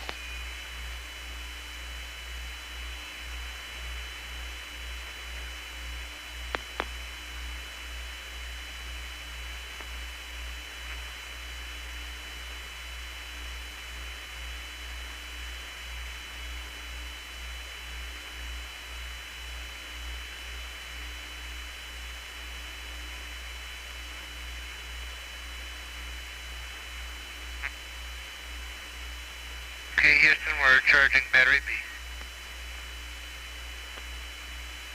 Roger 13, we see it, looks good.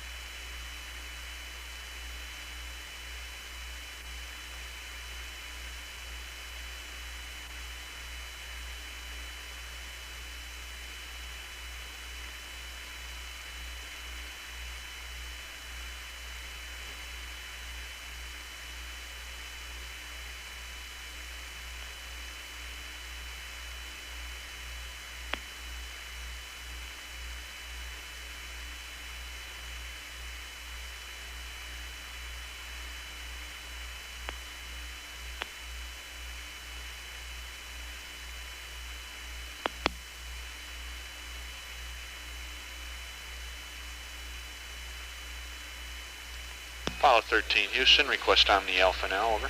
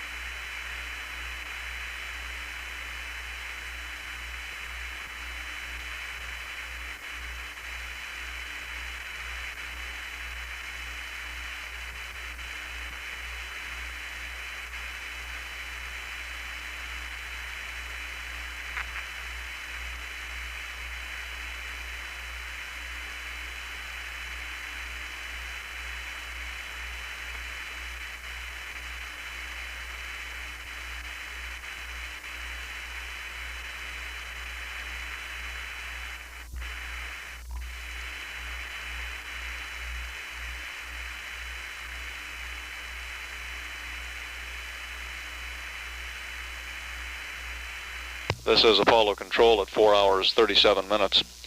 We're now about 3 minutes away from the scheduled LOX dump, the propulsive vent of liquid oxygen through the engine nozzle of the S4B.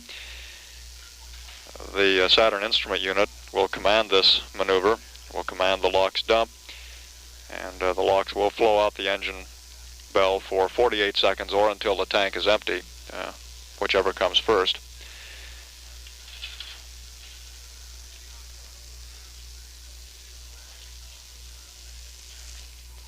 The preliminary plan would be for the LOX dump to produce a change in velocity of about 28 feet per second, which would contribute to the trajectory change, placing the S4B on an impacting trajectory with the moon.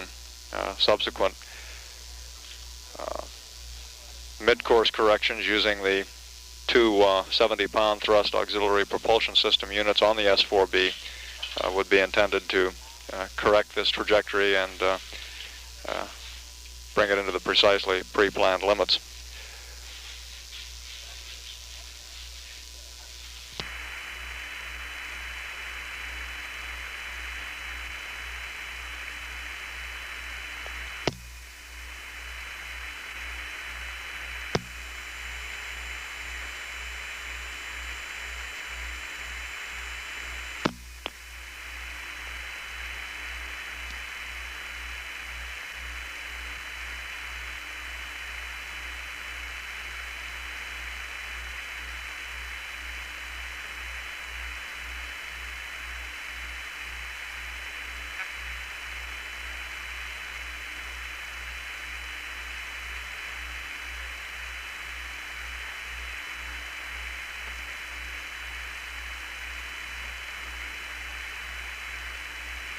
Apollo 13, Houston.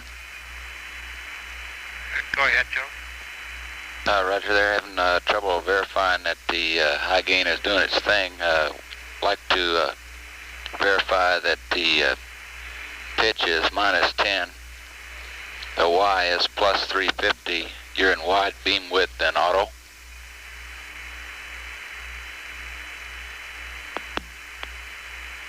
Okay, -10 pitch, +350 yaw, and wide beam width, and going into auto. You want high gain, John? That's perm. Okay. Here, coming at you.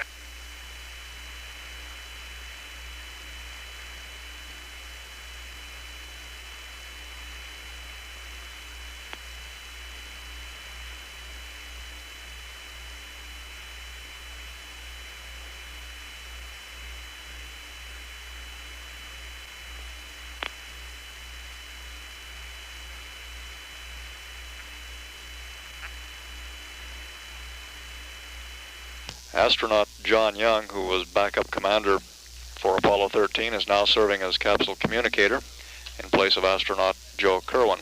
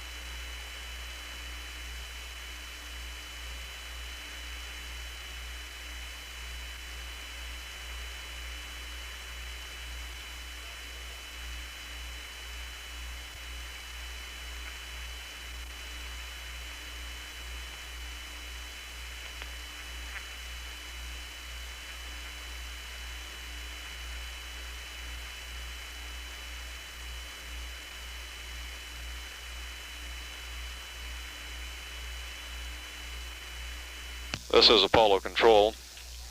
The Ken Mattingly press conference is scheduled to begin shortly in the MSC News Center auditorium. During the press conference, we will tape any conversation with the spacecraft and play that back immediately following the press conference. At 4 hours 45 minutes, this is Mission Control, Houston.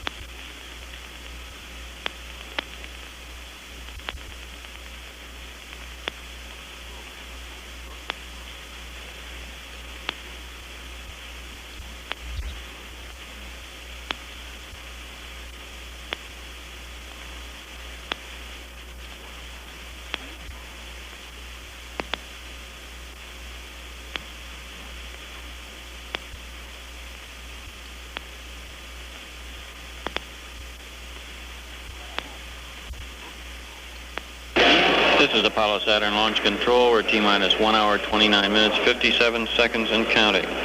Finishing up at this time is the checks of the emergency detection system.